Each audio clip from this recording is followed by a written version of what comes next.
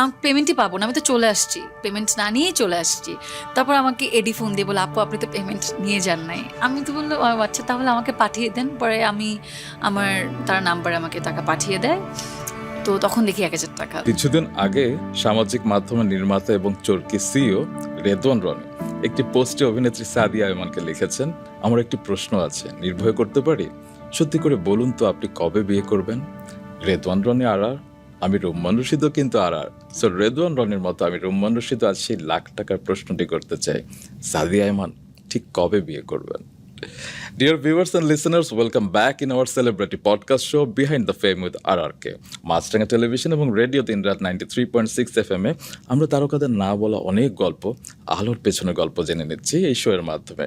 আর আজ আমার গেস্ট মায়া শালিকের মতো মায়াবতী, ফুলের মতো মিষ্টি, ভেরি ভার্সেটাইল সাদিয়া ইমান। সাদিয়া, কি অবস্থা?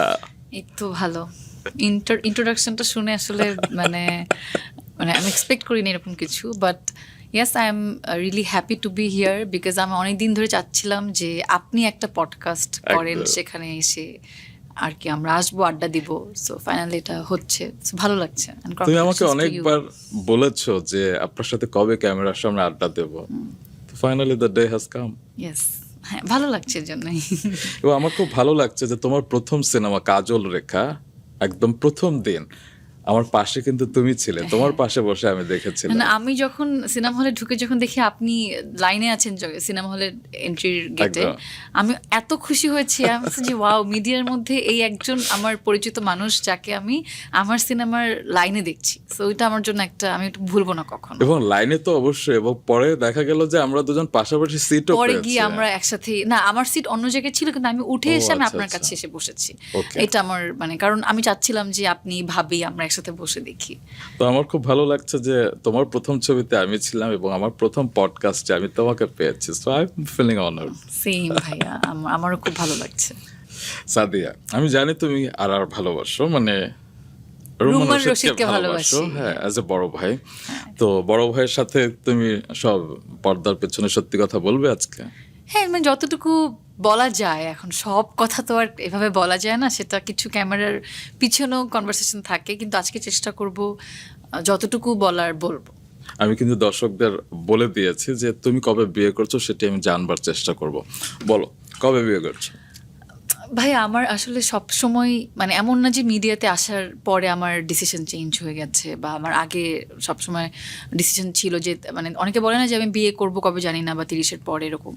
সো আমার এরকম কখনোই কোনো প্ল্যান ছিল না যে আমি একদম ক্যারিয়ার করে তারপর বিয়ে করব।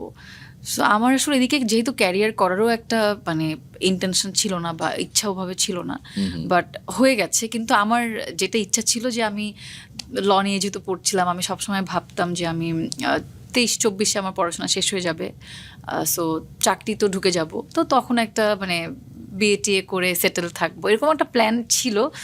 বাট এখন যেহেতু আসলে ক্যারিয়ারটা অন্য জায়গায় চলে আসছে, তো এখন ভাবছি ওইটাই থাকবে হয়তো, বা এই যে 30-এর মধ্যে, আমার বয়স তো এখন 4 বছর, আমার এটা 4 বছর কি জানি না, সেটা 4 বছরের পরেও হতে পারে, বাট আমার আগে বছরও হতে পারে। হ্যাঁ, আমি জানি না আসলে স্পেসিফিক ইয়ার আমি বলতে পারবো না, কিন্তু আমার ইচ্ছা ছিল সব সময় যে আমি আমার অ্যাট দ্য এজ অফ 30 তার মধ্যে আমি সেটেল হব। হ্যাঁ, বিয়ে করে সেটেল হব। এখন সেটা কবে আমি জানি না। আচ্ছা, বিয়ের আলাপ নিয়ে আমার আরো কিছু প্রশ্ন আছে, সেগুলো একটু পরে করি। তবে তার আগে আমি একটু পাহাড়পুরের গল্প শুনি, যে কিছুদিন আগে পাহাড়পুর তুমি ঘুরে এলে এবং সেই ছবিগুলো এত সুন্দর করে তোমার বেস্ট ফ্রেন্ড তুলে দিল। তুমি ফটো ক্যাপশনে দিয়েছো আর কি, photo credit my best friend is a very good photographer. Best friend best friend আমরা পাহাড়পুরে একটা দাওয়াতে গিয়েছিলাম, আর অনেকে ছিল ওখানে, অনেক বড় ভাই ভাবিরা ছিলেন, তো সেখানে আমার একজন বেস্ট ফ্রেন্ড ছিলেন, তো সে আমার ভালো ছবি তোলে। আচ্ছা, নরমালি আমার আসলে আমি ছবি নিয়ে খুব খুঁতখুঁতে, সেটা আমি জানি, তো এই জন্য আমার সবসময় ছবি পছন্দ হয় না। তো তাকেও আমার অনেক শিখিয়ে পড়িয়ে নিতে হচ্ছে যে কিভাবে ভালো ছবি তুলতে হয়। তবে রিসেন্টলি আমি নির্মাতা রেদওয়ান রনিকে একটা কেক খেতে দেখেছি, এবং সেদিনই এইটার নাম হচ্ছিল আমার শোর নাম কি, সাদিয়া এন্ড রেদওয়ান রনি? না, কারণ সাদিয়াকে আমরা ভালোবাসি এবং সাদিয়ার আশপাশে কিন্তু আমরা রেদওয়ান রনিকে দেখছি, নির্মাতা হিসেবে, বন্ধু হিসেবে হোক, হোক কিংবা যে কোনো কারণেই হোক।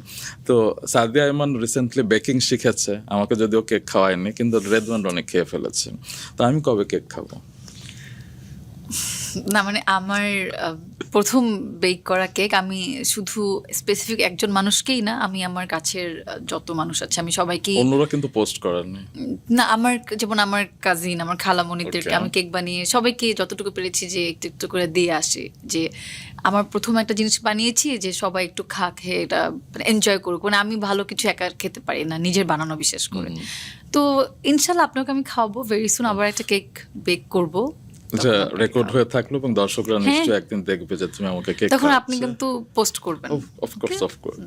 আচ্ছা সাদি, আমার একটা ব্যাপার খুব ভালো লাগে যে তুমি অকপটে সবসময় সত্য কথা বলে দাও এবং তোমার মুখে অনেক সময় কিছু আটকায় না, যে কারণে হয়তো মাঝে মধ্যে অনেক বিব্রতকর পরিস্থিতিতেও তোমাকে পড়তে হয় কিংবা বিপদেও হয়তো পড়তে হয়। তবে একটা বিষয় আমার ভালো লাগে, যেমন তোমার 17 মার্চ জন্মদিন এবং লাস্ট 17 মার্চ তোমার 26 বছর পূর্ণ হয়েছে। না 26 বছরে পা দিয়েছো। আচ্ছা, পা দিয়েছো, তার মানে তোমার 25 বছর সামথিং মাস আর কি। তুমি যে বয়স বলে দাও, নায়িকারা তো বয়স বলে না, তুমি কেন, কোন ভাবনা থেকে? মানে আমি আমার প্রথম এটা চিন্তা ছিল যখন আমি একদম কাজল রেখা যখন শুট করি, তখন কে যেন আমাকে জিজ্ঞেস করেছে তোর বয়স কত, আমি বলি যে আমার বয়স তখন 23 ছিল। তো তখন ইরেশ ভাই বলল যে নায়িকাদের বয়স বলতে হয় না। আমি বলছি যে ওকে, মানে I will be the exception, নায়িকাদের বয়স বলতে হয় না, ওকে আমি বলবো, সেটা হচ্ছে আমি একটা এক্সেপশন ক্রিয়েট করবো। কেন সবসময় নায়িকাদের, বা এখন অনেক নায়করাও বলে না, বা এখন কেউই বলে না। হ্যাঁ মানে কাউকে জিজ্ঞেস করলেই বয়স জিজ্ঞেস করতে হয় না। বয়স তো একটা সুন্দর জিনিস, মানে একটা মানুষের জন্ম থেকে সে কত বছর পর্যন্ত সে বাঁচছে, তারপর হচ্ছে সে কতগুলো মানে সময় পার করে আসছে, এটা তো একটা বিউটিফুল জার্নি। সো আমি মনে করি যে এটা লুকানোর কিছু নেই, এটা আরও বলা উচিত যে আমি 25 বছর বা 26 বছর বা 27 বছর আমি পার করছি। তো 27 বছরে আমার অনেক এক্সপিরিয়েন্স আছে, আমি অনেক কিছু শিখছি। সো আর আমার এটা ভালো লাগে যে সবাই আমাকে বলে তোমাকে বোঝা যায় না দেখতে, তোমার বয়স দেখলে মনে হয় 19-20 এরকম বলে, কিন্তু আমি চাই যে না, আমি তখন তাদেরকে বলি যে না, আমার বয়স কিন্তু আসলে এরকম না, আমার বয়স এটা। বাট এটা ভালো লাগে যে আমাকে দেখতে মানে কম বয়সের লাগলো, আমার বয়সটা তার থেকে একটু বেশি, সেটা আমার বলতে ভালো লাগে, এটাই। আর আমার মনে হয় যে প্রত্যেকটা মানুষ কিন্তু একটা আলাদা, এটাই বলছিলাম আমি যে প্রত্যেকটা বয়সেরই একটা সৌন্দর্য আছে, সবাই কিন্তু গ্রেসফুলি আসলে নিজেকে গ্রো করতে পারে না। সো এই যে আমরা আমাদের বয়স অনুযায়ী যে নিজেদেরকে মেনটেন করে মানে এগিয়ে নিয়ে যাব, এটাও একটা আমার মনে হয় বিউটিফুল থিং। আর এটা সবাইকে বলা উচিত, সো দ্যাট বাকিরাও ইন্সপায়ার হয়, যাতে বাকিরাও বলে যে ওয়াও, মানে সে 30-40 বছর বয়সও সে নিজেকে কিভাবে মেনটেন করছে, তাহলে আমিও করব, মানে এইটা আমি জাস্ট ভাবি আর কি। তবে শুধু বয়স নিয়ে না, আরো অনেক কিছু নিয়ে তুমি বলে ফেলো। যেমন আমি লাস্ট মেরিল প্রথম আলো অ্যাওয়ার্ড শোতে তুমি ক্রিটিক অ্যাওয়ার্ডে নমিনেশন পেয়েছিলে, সেখানে তাসনিয়া ফারিন অ্যাওয়ার্ডটা পেয়েছিল এবং সেটি কমেডি নাটকের জন্য। তো অনুষ্ঠান শেষে তুমি একটা স্ট্যাটাস দিয়েছিলে যে ফ্রেন্ডস এখন থেকে কমেডি নাটকই বেশি করব। না, এটা ভুল কনসেপশন, কারণ তার কয়েকদিন আগে থেকে আমার যে ওয়েব সিরিজ বহিমিয়ান ঘোড়া কিন্তু অনেক বেশি প্রমোশন হচ্ছিল, আর বহিমিয়ান ঘোড়া ছিল একদম ফুল অন কমেডি।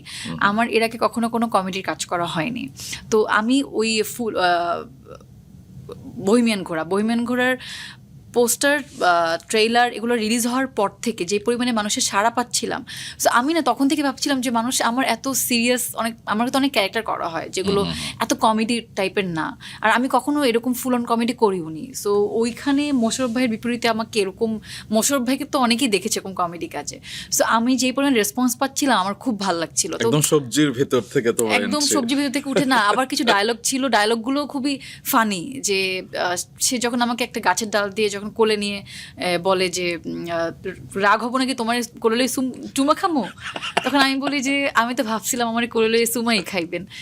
এই যে ডায়লগ, মানে এটা তো একটা খুবই ফানি ডায়লগ না। আবার ওখান থেকে মানে ট্রেলার কাটে ছিল, রুনাপা পরে বলছে খাও খাও সমস্যা নেই খাও। সো এই যে ব্যাপারটা, মানে আমি নিজেও কতবার যে দেখেছি, কতবার যে হাসছি এই ট্রেলার দেখে, তো মানুষের এত বেশি সাড়া পাচ্ছিলাম, মানে এটা অভাবনীয়, এটা আমি ভাবি নাই যে আমি মানে মোশাররফ করিমের ভাইয়ার বিপরীতে এরকম একটা ক্যারেক্টার করে মানুষ আমাকে আলাদাভাবে পছন্দ করবে।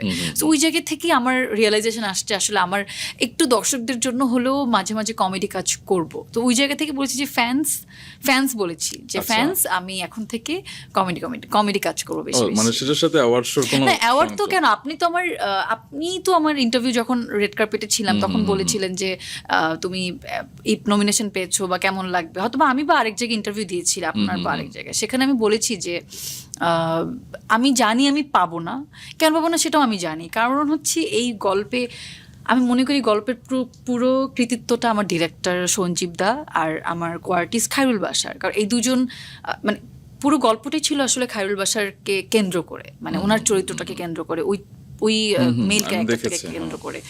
তো সেখানে আসলে আমার ক্যারেক্টারের তেমন কিছু ছিল না, I was supporting the character, ছেলে ক্যারেক্টারটাকে।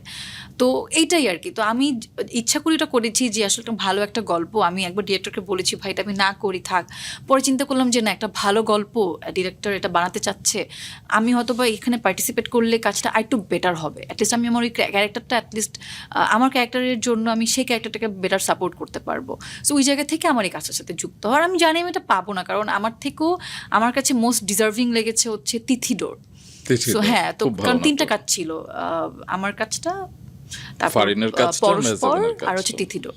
তো মেঘ বৃষ্টি রোদ্দুরে আমি জানি যে আমি কেন যেন আমার মন থেকে আমার এটাই বিশ্বাস আসছিল যে আমি জানি না আর কে পাবে না পাবে, বাট আমার ডিরেক্টর এটার জন্য পাবে, তার পাওয়া উচিত। এত মানে এই সময়ে এত সুন্দর সে ডায়লগ লিখেছে, মানে এটা খুবই রিফ্রেশিং কাজ লেগেছিল। তো সেখান থেকে তো আর কি আমি জানতাম আমি পাবো না, বাট আমার কোয়ার্টিস্ট পেয়েছে, এটা আমার জন্য খুবই মানে একটা ভালো লাগা ছিল, কারণ আমার কাজটা তো আমার দিন। আমরা আরেকটা বিষয় খেয়াল করেছি যে তোমার ব্যাপারে, যে তুমি মানুষের সাথে মিশতে খুব ভালোবাসো এবং মানুষকে নিয়ে চলতে ভালোবাসো। তোমার যে লাস্ট বার্থডে ছিল 17 মার্চে, তুমি পুরোটা দিন কাটিয়েছো সুবিধাবঞ্চিত মানুষদের সাথে, তো সেই এক্সপিরিয়েন্স কেমন ছিল? প্রতিবারই জন্মদিন আসলে মানে আমার নিজের জন্মদিন তো নিজের ওই ঘটা করে করা হয় না, করতে ভালো লাগে না, কেমন যেন মনে হয় যে বেশি মানে গার্লি হয়ে যাচ্ছে, তো আমার এত গার্লি ভালো লাগে না। তো এই জন্য আমি এবছর আমার যেসব বন্ধু বান্ধবরা আমাকে সবসময় সারপ্রাইজ করে, সবসময় মানে খোঁজ খবর নেয় যে তুমি কোথায় আছো, চলো দেখা করি, এরকম আমি জানি যে আমার ফ্রেন্ডদের এরকম প্ল্যান থাকবে। আমি ওদের সবাইকে বলেছি যে শুনো এই বছর আসলে মানে আমি যে আলাদা করে তোমার সাথে দেখা করবো, বা তোমরা প্লিজ কেক টেক কেনো না, এগুলো কিছু করো না, আমি এবার একটু ডিফারেন্ট প্ল্যান করছি, আমি আমার এই জন্মদিনটাতে আমি আসলে এদের পাশে থাকতে চাই, মানে আমি জাস্ট আমার বার্থডেটা একদম এদের সাথে কাটাতে চাই, যারা দেখা গেল যে এরকম জন্মদিন কেক কাটা বা ভালো খাবার দাবার মানে সবসময় বা একটা কোনো একটা উপলক্ষ ছাড়া তাদের হয় না, বা উপলক্ষগুলো তো দেখা গেল অনেক মানুষই ভালো মন্দ খেতে পারে না। তো আমি চাচ্ছিলাম এদের সাথে একটা দিন কাটাতে, মানে কেক কাটবো, এটা একটা আনন্দ। তো তখন আবার রোজা ছিল আমার জন্মদিনের সময়টাতে, তো তাদের সাথে একসাথে ইফতার করি, মানে জাস্ট খেজুর আর শরবত খাওয়ার পরেই আমরা হচ্ছে একদম যে আমি পোলাও, তারপরে হচ্ছে রোস্ট, আর হচ্ছে ডিমের কোরমা যেটা, সেইটার ব্যবস্থা করি, আর তো পানি ড্রিঙ্কস তো আছে এগুলো। তো এরপরে হচ্ছে আমরা কেক কাটি। তো আমরা একটা ফাউন্ডেশনের সাথে কথা বলেছি যে আমি এরকম কিছু মানুষদের সাথে করতে চাই, তো আপনারা ব্যবস্থা করেন। তো তারা হচ্ছে এরকম তাদের আশেপাশে যত মানুষ আছে যারা সুবিধা বঞ্চিত, তারা এসে একসাথে তারা করেছে, প্রায় 250 জন মানুষ ছিল। তো আমার জন্মদিনের পরে তাদের সাথে কাটিয়েছে, ওইটা আমার কাছে খুব ভালো লাগে। যখন স্টুডেন্টরা শুনেছে যে মানে ওরা কিন্তু আবার একটা স্কুলেও পড়ে যেখানে ওদেরকে পুরো ফ্রিতে পড়ানো হয়, ওই এরিয়ার অনেক বাচ্চা কাচ্চাদের ফ্রিতে পড়ানো হয় একটা স্কুলে। তো ওরা যখন শুনেছে যে আমি যাব, ওরা আমার জন্য নিজের হাতে এরকম কার্ড বানিয়ে এনেছে, মানে হ্যাপি বার্থডে লিখে বিভিন্ন ফ্লাওয়ার বানিয়ে, ওইটা আমার কাছে মনে হচ্ছে যে বেস্ট গিফট। হ্যাঁ তো তবু আমার বন্ধুরা আমাকে আলাদা করে সারপ্রাইজ করে রাত 12টায়, সেটা মানে বার্থডের শুরুতে, আর আমি তো পুরো দিনটা পরে ওদের সাথে কাটাই। সো এটা আমার জন্য একটা মানে ওয়ান অফ দ্য বেস্ট। আর আমি চেষ্টা করব আমার প্রতিটা জন্মদিনে আমি এরকম কিছু করার, কারণ এটা মানুষের সাথে আসলে একটা দিন কাটাবো, কারণ আমরা তো সবসময় এরকম লোকাল মানুষজনের সাথে কাটাতে পারি না। এরকম আমাদের আশেপাশে তো অনেক মানুষ আছে, অনেক সুবিধা বঞ্চিত যদি বলি, বা মানে আমরা তো আসলে আমাদের নিয়ে অলওয়েজ থাকি, কাজ, শুটিং, নিজেদের মানুষ, ফ্যামিলি। সো এই মানুষগুলোর সাথে আমরা জানি না যে এর বাইরেও একটা মানে আলাদা দুনিয়া আছে, হ্যাঁ, বা আমরা কিন্তু আমাদের লেভেল ছাড়া খুব একটা মানে রাস্তায় গাড়ি ছেড়ে নেমে হাঁটতেও পারি না, কিন্তু যখন একটা দিন যদি নিজেদেরকে ডেডিকেটেডলি যে বলি যে না আমরা আসলে বা আমি আজকে ওদের সাথে কাটাবো, সেটা কিন্তু হয়। দেখা গেল বার্থডে হোক বা কোনো না কোনো একটা স্পেশাল ডে বের করে ডে আর বের কি। করে নিলে, হ্যাঁ ওইটা খুবই, এটা আমার মনে হয় যে আমি তাদের সাথে ওই দিন কথা বলতে পেরে তাদের সাথে এত সময় কাটানোর পর আমার কাছে মনে হচ্ছিল যে না, এটা আমার আসলে প্রতি বছরে হলেও একবার করা উচিত। সাদিয়া, তোমার নেক্সট বার্থডেতে আমাকে স্মরণ করো। আমার খুব ভালো লাগছে যে তোমার কাছ থেকে শুনে আসলে আমি এই আপনাকে ফিলিংসটা আসলে যদি অন্যরকম। এরপর করে আমি আপনাকে নিয়ে যাব। বাহ, আচ্ছা, সাদিয়া মানে তো সৌভাগ্যবতী, তাই না? তুমি কি নিজেকে লাকি মনে করো? আমি মনে করি আমার আব্বু বেশি মনে করে, মানে আমার আব্বু, আমি যখন জন্ম হই তখন বিশেষ করে সাদিয়া নামটা আমার আম্মুর পছন্দ। আমার আম্মু আচ্ছা। এই নামটা, আমার আম্মুর বিয়ের আগে নাকি সে ভেবেছিল যে আমার যদি মেয়ে বাবু হয় তাহলে আমি সাদিয়া নাম সেটা কি রাখবো। কোনো নাটক দেখে? না না, আমার আম্মু তো মানে এত আচ্ছা, আচ্ছা। ওই সময় তো নাটকও ছিল না। আমার আম্মু তো মানে এত ডিজিটাল ওই সময় ছিল না, তারাও এত নাটক বা টিভি দেখতো না। সে তার কোনো একটা বান্ধবীর বোনের মেয়ের নাম রেখেছিল সাদিয়া, তো সেখান থেকে আমার আম্মুর খুব ভালো লাগে। সেটা আমি আম্মুর কাছে কদিন আগে গল্পটা শুনেছি। তো আমি যখন হই তখন আমার আম্মু আমার নাম রাখে সাদিয়া। আর আমার আব্বু বিশ্বাস করে যে আমি আমার আব্বু আম্মুর জন্য, আমার ফ্যামিলির জন্য অনেক লাকি। বাহ। তো ওই জন্য আর কি আমি মনে করি যে আমি লাকি। মানে আমি এই কারণে প্রশ্নটা করলাম, মানে তুমি মাত্র 2022 সাল থেকে নিয়মিত কাজ করছো এবং এত এত ভালো ভালো প্রজেক্ট করেছো। তো আমি যদি লাস্ট ফিল্মটার কথাই বলি, যে উৎসব 8 crore প্লাস গ্রস কালেকশন করেছে, যেটা আমি ফেসবুকে দেখছিলাম, মানে এটা হিউজ। মানে কিভাবে সম্ভব? এটা হচ্ছে ভালো কন্টেন্ট, ভালো গল্প আসলে আর এতগুলো ভালো চরিত্র, আমাদের দেশের এত বড় বড় আর্টিস্টরা এটাতে অভিনয় করেছে। জাহিদ হাসান, চঞ্চল চৌধুরী, জয়া আপা, মিমি আপা, অপি আপা, তারিক অনেকেই অভিনয় আঙ্কেল, দিনার করেছে। ভাই, আমি, মানে এত মানে ফুল অফ স্টার কাস্টিং, সেখানে আমি আর সৌম্য এই সময়ের নতুন, তো মানুষও এটা খুব ভালোভাবে অ্যাকসেপ্ট মানে করেছে। তুমি যাদের কথা বলে তারা তো ছিলই, মানে তাদের পাশে দাঁড়িয়ে তুমিও যে বের হয়ে এসেছো এবং তোমাকে সবাই পছন্দ করেছে। আমি অনেককে দেখেছি, যেমন নাতাশা হায়াত সহ আরো অনেককে দেখেছি যে তোমাকে হয়তো চিনতো না, লিখছে যে নতুন মেয়েটা যে নাম সাদিয়া আয়মান, ও খুব ভালো করেছে। তো তোমার এই বিষয়টা কেমন লাগে যে উৎসবের মাধ্যমে তুমি নতুন আরেকটা ভক্ত শ্রেণী তৈরি করতে পেরেছো? এইটা আমার জন্য আসলে নতুন একটা এক্সপিরিয়েন্স, কারণ এতদিন নাটক করেছি বা ওয়েবে কাজ করেছি, সেটা দেখা গেল অনেক মানুষ আমাকে যারা চিনে ওভাবে দেখতো, আমার দর্শকরাই হয়তো বা তাদের সাথে রেগুলার ইন্টারাকশন হতে হবে, কিন্তু নতুন একটা মানে দর্শক ক্রিয়েট করা বা নতুন একটা মানে আমার অডিয়েন্স ক্রিয়েট করা, যারা আমাকে নতুনভাবে দেখেছে, যারা আমাকে চিনে উৎসব দিয়েই, জেসমিন চরিত্র দিয়েই। আর জেসমিন এত সুন্দর একটা চরিত্র, খুব সুন্দর। এইটা আমার জন্য খুবই স্পেশাল হয়ে থাকবে। কারণ নাতাশা হায়াত যার কথা বললেন, উনিও তো উনি বিপাশা হায়াত আমার খুব প্রিয় ওনারা। তো এরকম শুধু ওনারা না, আর এরকম আরও অনেকেই আছেন যারা আমার কাজ একদম প্রথম দেখে লিখেছে যে নতুন একজন অভিনেত্রী অভিনয় দেখলাম, ভালো লেগেছে। বা নাতাশা হায়াত লিখেছেন I liked the new girl Sadia Ayman, আমাকে একদম ফেসবুকে মেনশন করে দিয়েছিল। তো এটা আসলে খুবই ভালো লাগার কারণ, তারা আমাকে একটা ভালো চরিত্র দিয়ে চিনতে পেরেছি। আশা করছি এরপরে যতগুলো কাজ আমি করব তারা ওই বিশ্বাসটা রেখেই কিন্তু দেখবে যে আচ্ছা, সাদিয়াকে তো একটা উৎসবের মতো একটা ভালো ছবিতে দেখেছি, তার মানে ওর পরের কাজটাও নিশ্চয়ই এরকম অবশ্যই একটা কোয়ালিটিফুল আস্থার হবে। জায়গা তুমি তৈরি হ্যাঁ, করেছো। তো এইটাই আর কি, এটা খুবই ভালো লাগার একটা এক্সপেরিয়েন্স। বাহ। তো উৎসবের খাইশটা জাহাঙ্গীরের মতো বাস্তবে যদি তোমার হাজবেন্ড এরকম কৃপণ হয়, কি হবে তখন? না, আমি তো প্রথমত কৃপণ দেখে বিয়ে তো করবো না অবশ্যই। এখন বোঝা যায় না আসলে কৃপণ হবে কি হবে না, বাট একটা মানুষের সাথে তো চললে মিশলে, আর আমি তো এমন না যে একদম, আমাদের তো এখন এই যুগ নাই যে বাসর ঘরে প্রথম বউ স্বামী দেখা। স্ত্রীকে দেখা, এরকম তো আর হয় না। এটা একটা সময় 80-র দশকে মনে হয়, 90 দশকে 90s, হতো। হ্যাঁ, হ্যাঁ। হ্যাঁ, কিন্তু এখন তো আমরা মানে এনাফ স্মার্ট ম্যাচিওর যে বিয়ে করার আগে অ্যাটলিস্ট একদিন 2 দিন চেনা 5-6 জানা। মাস চেনা জানা হবে, কথা হবে, তারপর বিয়ে হবে। তো যাকে চেনার বা যাকে বোঝার তাকে আসলে 2 দিনই চেনা যায়, না হলে 200 দিনও চেনা যাবে কিন্তু না। সব কিছুকে চেনা যায়, হয় না যে এটা তো গেল কৃপণতার কথা, কিন্তু খাইশটা জাহাঙ্গীরের মতো ধরো বিয়ে করলে কিন্তু তোমার ক্যারিয়ার নিয়ে সে একটু বেশি কনসাস হয়ে গেল, তোমাকে পড়াশোনা করতে দিল না, কিংবা বললো যে আগের থেকে একটু কম নাটক করো, সংসারে দেখাশোনা করো, তখন কি হবে? না, প্রথমত সে বিয়ে করবে যাকে, মানে যদি আমাকে আমি আমার কথাই বলি, আমাকে বিয়ে করছে, তো সে জানে যে আমি আমার কাজ কি, আমি আমার ক্যারিয়ার কি, বা আমি যদি বিয়েও করি এটা নিশ্চয়ই আমার বলা থাকবে, বা এটা তো দুজনের মধ্যে তো একটা মিউচুয়াল আন্ডারস্ট্যান্ডিং থাকবে, আদারওয়াইজ তো বিয়ে পর্যন্ত যাবেই না।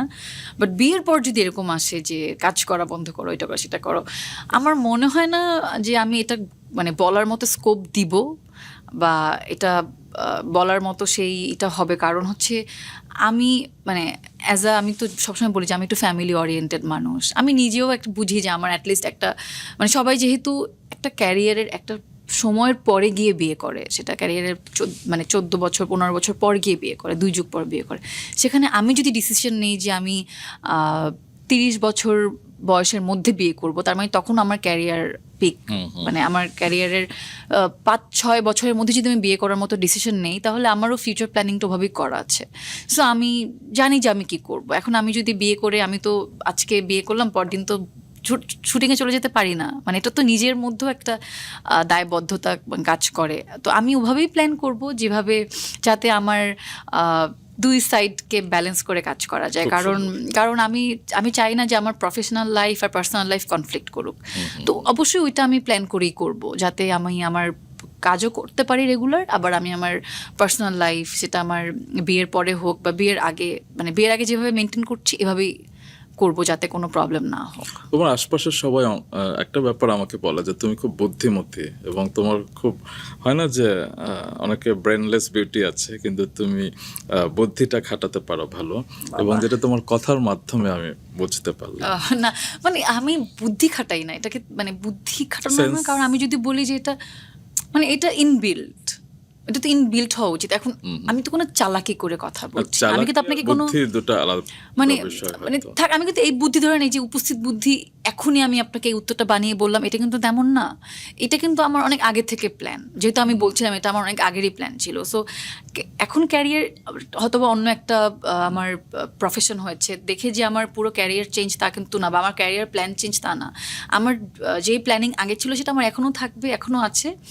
শুধু আমি যেহেতু কিছু সিচুয়েশন চেঞ্জ হচ্ছে, সেভাবে নিজেকে ওভাবে অ্যাডজাস্ট করতে হবে, সেটাই করবো। এটাই। আর বুদ্ধি বলতে না, একটা ব্যাপার আমার ভালো লাগে যে আমিও কিন্তু তোমার সাথে অনেকবার কিছু এজেন্সির বিষয় কিংবা হয় না যে কিছু বিজ্ঞাপনের বিষয় নিয়ে কথা বল, কাজের বিষয়ে কথা বলেছি, এবং আমি খেয়াল করেছি যে একটা সময় তুমি হয়তো টিভিসির জন্য দিনে 3,000 টাকা পাচ্ছ, কিংবা টেলিভিশন নাটকের জন্য 1,000 টাকা পাচ্ছ। ও একদম শুরুর দিকে, একদম প্রথম বিজ্ঞাপনে আমি 3,000 টাকা পেয়েছিলাম। প্রথম বিজ্ঞাপনে 3,000, আর নাটক করেছিল একটা 1,000 টাকা। আমি তো জানতাম যে আমি পেমেন্টই পাবো না, আমি তো চলে আসছি, পেমেন্ট না নিয়েই চলে আসছি।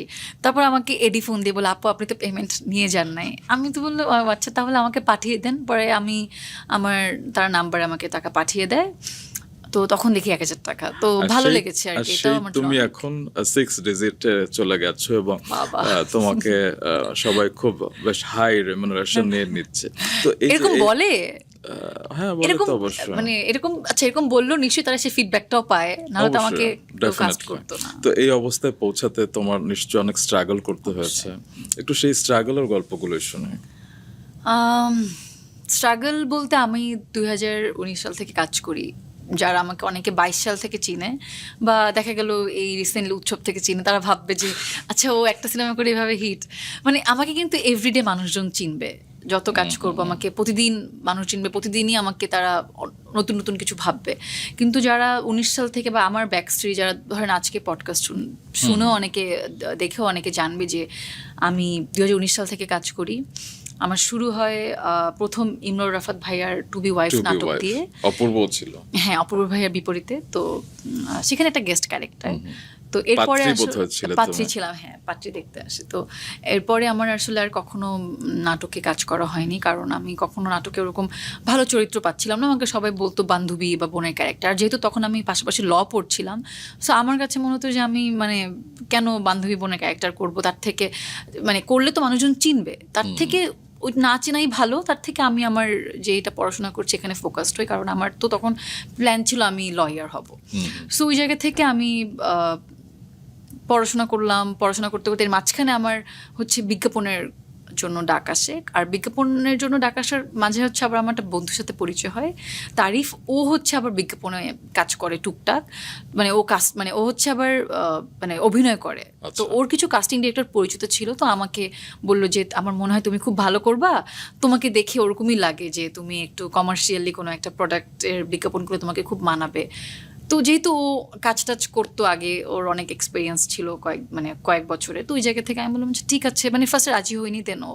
এটা কি ইউএসএইড এর একটা কাজ ছিল? হ্যাঁ, ইউএসএইড এর একটা মিউজিক ভিডিও ছিল, যেটা হচ্ছে তোমাকে হিজাব পড়তে হয়েছিল। হ্যাঁ, যেটা হচ্ছে যে মুসলমান, তারপর হচ্ছে হিন্দু, বৌদ্ধ, খ্রিস্টান সব ধর্মকে একসাথে করে একটা মিউজিক ভিডিও। তো ওখানে আমি প্রথম হচ্ছে আমার ওই ফ্রেন্ডই ওই কাস্টিং ডিরেক্টরের সাথে যোগাযোগ করে আমার সাথে কন্ট্যাক্ট করিয়ে দেয়, দেন তারা আমাকে ফোন দেয়, আমি অডিশনে যাই, অডিশন দিই, অ্যান্ড অডিশনটাতে আসলে আমি। আচ্ছা, তুমি শুরু থেকে এত ন্যাচারাল, মানে তোমার ফ্যামিলিতে তো আসলে কেউ মিডিয়াতে ছিল না, মানে কিভাবে এই সহজাত বিষয়গুলো তুমি রপ্ত করেছো?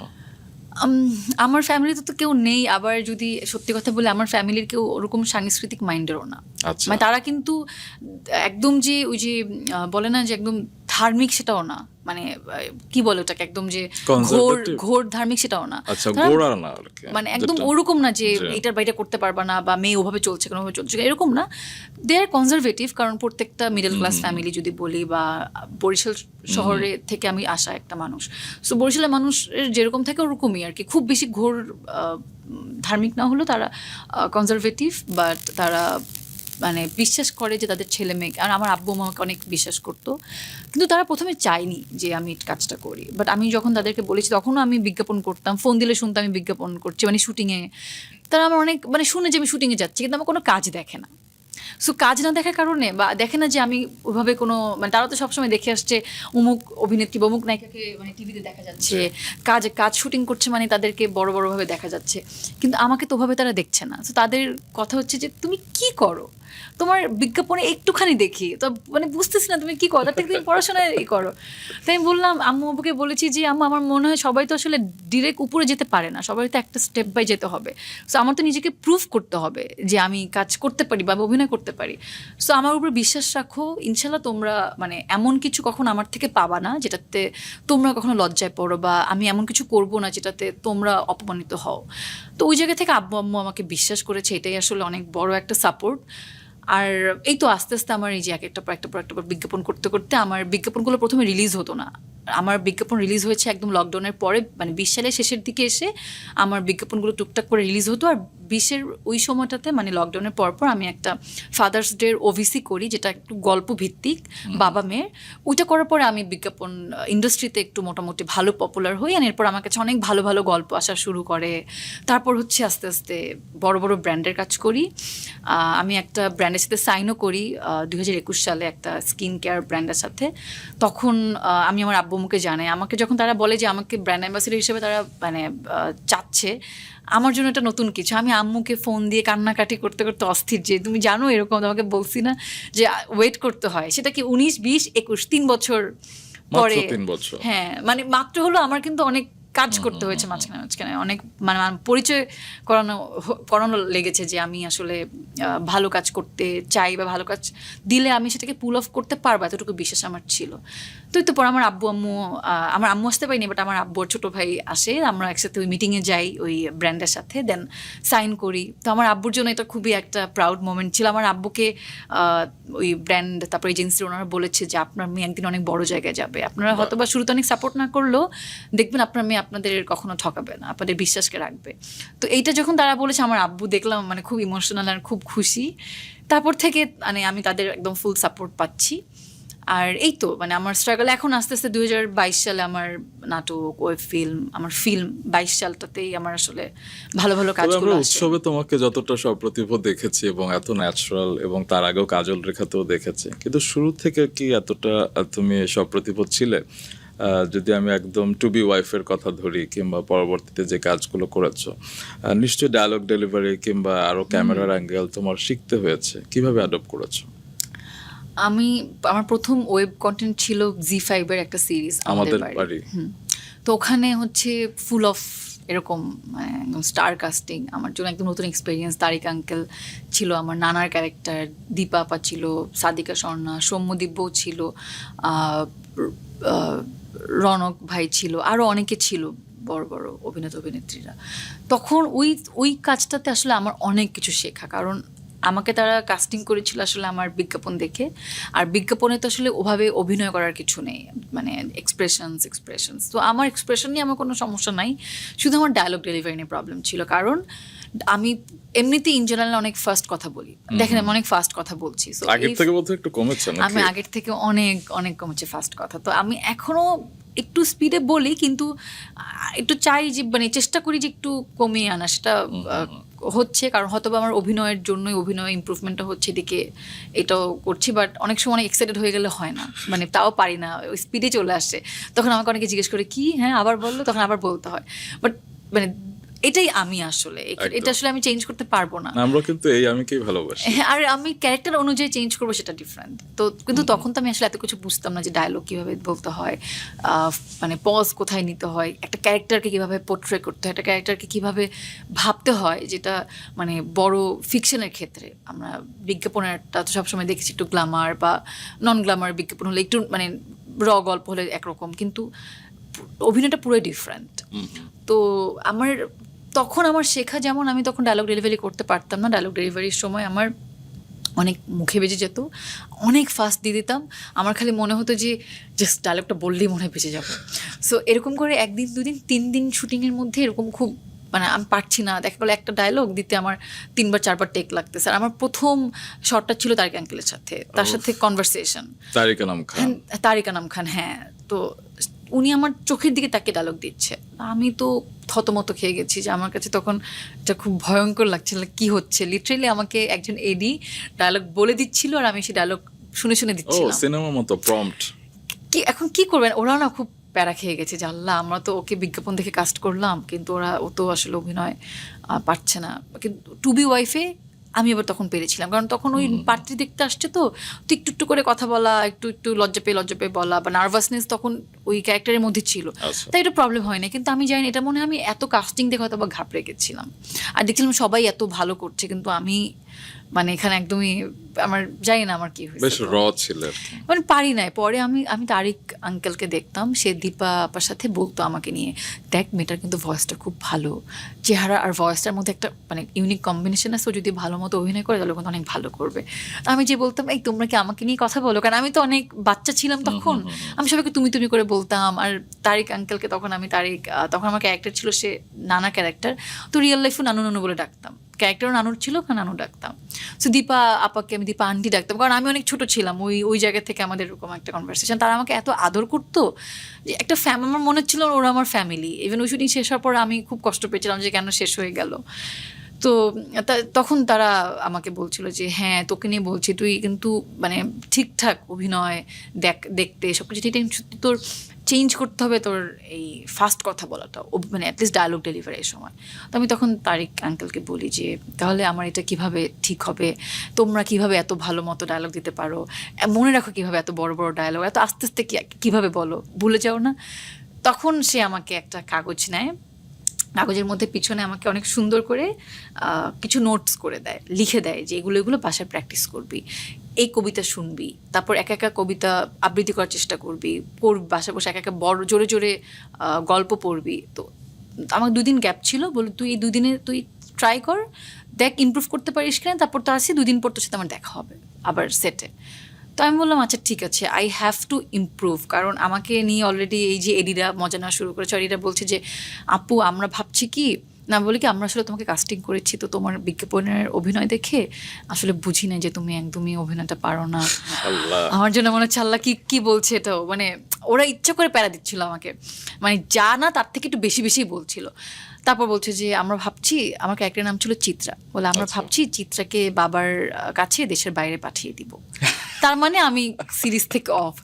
এটা আমার জন্য একটা বড় চ্যালেঞ্জ যে নো, ওরা এটা বলেছে কারণ আমার অভিনয় হয় না দেখে ওকে আমি তোমাদেরকে করে দেখাবো। তারপরে আমি তারিক আঙ্কেলকে বলি যে, আমি কিন্তু সবসময় বলি তারিক আঙ্কেল আমার মেন্টর, তারিক আনাম খান আমার স্যার, তো মানে একসাথে কাজ করি বা একটা ভালো সম্পর্কের জায়গা থেকে আমি এখন আঙ্কেল আঙ্কেল করে বলছি।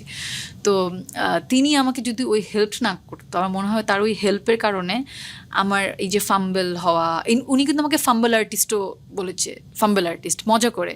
আর আমি ওটা খুবই হেসে হেসে অ্যাকসেপ্ট করছিলাম, কারণ আমি তখন আমি বলছি ফাম্বেল আর্টিস্ট মানে কি, তখন বলেছি যারা বারবার কথার মধ্যে ডায়লগ দেওয়ার মধ্যে আটকায় যায় এদেরকে ফাম্বেল আর্টিস্ট বলে। আমি বলছি ও হ্যাঁ, তাহলে আমি কীভাবে ইমপ্রুভ করব, মানে আমার মধ্যেও এই শেখার ইচ্ছাটা ছিল। তাই আমাকে উনি একটা টাস্ক দেয়, আমি সেই টাস্কটা কমপ্লিট করে তার সাথে আমার একটা সিন ছিল, আমি তখন তাকে বলি আজকে আমার ইমপ্রুভমেন্ট তুমি কিন্তু দেখবা। বলছি ঠিক আছে, আজকে আমি তোর চোখে চোখ রেখে ডায়লগ দিব, দেখবো তুই চোখ নামাবি না কিন্তু, আর ডায়লগের সময় চোখে চোখ রেখে ডায়লগ দিবি। ঠিক আছে। অ্যান্ড আমাদের যে সিনটা ছিল সেটা একদম এক টেকে চোখে চোখ রেখে ডায়লগ দিলাম। তারপর সে আমার এরকম মাথার মধ্যে হাত দিয়ে বললো যে তুই খুব ভালো করেছিস, গুড ইমপ্রুভমেন্ট হয়েছে। আর পুরো টিম তখন বললো যে আপু 2 দিনের মধ্যে আমি এরকম ভাবে ইমপ্রুভমেন্ট হতে কাউকে, মানে এরকম ইমপ্রুভ করতে আমি কাউকে দেখিনি। তুমি কি একটা ব্যাপার খেয়াল করেছো, এদিক দিয়েও তুমি লাকি যে তুমি যদি তারিক আনাম খানের মতো একজনকে না পেতে হয়তো তুমি ডিপ্রেসড হয়ে যেতে, হয়তো অভিনয়ের প্রতি যে তোমার মজাটা সেটা হয়তো পেতে। কারণ তখন তো আমার শুরু, তখনই যদি আমি মনে হতো যে আচ্ছা আমাকে তো অভিনয় হবে না, তাহলে আমি আর হয়তো এরপর চেষ্টাই করতাম না। ওইবার যখন আমি মজা পেয়ে গেছি যে আসলেই তো অ্যাক্টিং, মানে ডায়লগটা যদি একবার মাথায় রাখা যায় সিচুয়েশনটা, তখন ডায়লগ এমনিতে নিজের মধ্যে থেকে আসবে। যদি পুরো ডায়লগটা একবার মাথায় মুখস্থ থাকে, তখন কীভাবে ডেলিভারি করবো সেটা আমার ব্যাপার। আমার ক্যারেক্টারের যদি আমি ধারণ করতে পারি, এটা আমার ক্যারেক্টার থেকে এমনি চলে আসবে। সাদিয়া, এবার চলো আমরা বরিশাল চলে যাই। ওকে, আমি জানি যে বরিশালে একজন প্রিন্সেস আছে, নবাবজাদি আছে, এবং তার নাম হচ্ছে সাদিয়া। নবাবজাদি, হ্যাঁ। তো বাড়িতে তুমি কেমন? বাসায় আমি আমার আব্বু আম্মুর প্রিন্সেসের মতোই, কারণ আমার আব্বু আম্মু যদি ঢাকায়ও থাকে, যখন আমিও যখন বরিশাল থাকি, দেখা গেল আমি মানে সারাদিন তাদের মানে আদরের মেয়ের মতো করে তারা আমাকে ট্রিট করে। আমি কি খাবো, আমার আব্বু সকালবেলা সেটা বাজারে নিজে গিয়ে নিয়ে আসে। আমি দেখা গেলো ঘুমাচ্ছি, 10টার সময় এসে দরজা টাকাচ্ছে, এই উঠো উঠো তোমার জন্য দেখো কি মাছ আনছে। আমি তুলাডাটি মাছ খুব পছন্দ করি, আমি শুনেছি। হ্যাঁ, ইলিশ মাছ চিংড়ি মাছের চেয়ে আমার কাছে তুলাডাটি মাছটা আমার খুব পছন্দের। সেটা বরিশালেই বোধহয় পাওয়া যায়। বরিশালে, ঢাকা তো মনে হয় পাওয়া যায়, কিন্তু আমি ঠিক জানি না, বাট বরিশালে ওটা অনেক পপুলার। ওটা বরিশালে সব বাজারেই পাওয়া যায়। সো আমার আব্বু, আমি যা যা পছন্দ করি, আমি মুরগি, যে দেশি মুরগি দিয়ে আমি লাউ তরকারি খুব পছন্দ করি, সেটা আমার জন্য মানে একদম বাজারে একদম ফ্রেশ লাউটা নিয়ে আসবে। তো এইগুলো আমার খুব ভালো লাগে। আমার আব্বু ছোট মামা নাকি বলতো যে সাদিয়া এই দিল কাদিয়া, হ্যাঁ, এরকম সাধু বাদু কত কিছু যে ডাকতো আমাকে আমার ছোট মামা। আমাকে আমার নানা ভাই পাগলি ডাকতো। পাগলি? হ্যাঁ, আসিয়া পাগলি, মজা করে পাগলি বলতে। কেন, আমি ছোটবেলায় খুবই চঞ্চল ছিলাম, মানে আর খুবই দুষ্টু ছিলাম। আর অনেকে কাঁদতে এবং ফ্লোরে গড়াগড়ি করে। সেটা তো সব বাচ্চারাই করে ভাইয়া, এটা তো সব বাচ্চারাই করে। এখন এইটা আমার আম্মুর যে ওড়না ধরে শুয়ে পড়তাম, কিছু দিবে না মানে সেটা রাস্তায় করতাম না, ঘরের মধ্যেই করতাম। আমি আমার জীবনে প্রথম কান ফোড়াতে চেয়েছিলাম, আমার আম্মু চাইনি আমি এত ছোট বয়সে কান ফোড়াই। আমি ওই দিন পুরো ফ্লোরে বসে শুয়ে শুয়ে কান্না করেছি। পরে আমার বাসায় যিনি টিচার পড়াতে আসতো, তখন আমি স্কুলে ভর্তি হইনি, সো যে টিচার পড়াতে আসতো উনি আমার আম্মুকে বলেছে যে আপা নিয়ে যান, থাক, ও জেদ করছো আজকে, নাহলে জীবনে ফ্লোর থেকে উঠবে না। এই তো আমি আসলে নানা ভাই পাগল বলতো, কারণ পাগলি বলতো, কারণ হচ্ছে নানা ভাইয়ের সাথে আমি খুব মজা করতাম। নানা ভাই আমাকে বলতো সাধু নাচো তো, তাকে আমি নাচে দেখাতাম। হ্যাঁ, এরকম। তো আমি ছোটবেলা থেকে অনেক চঞ্চল, অনেক বেশি দুষ্টু ছিলাম, আর সবার খুব আদরের ছিলাম। আর সবাই আমাকে আদর করে এক একজন এক একটা নামে ডাকতো।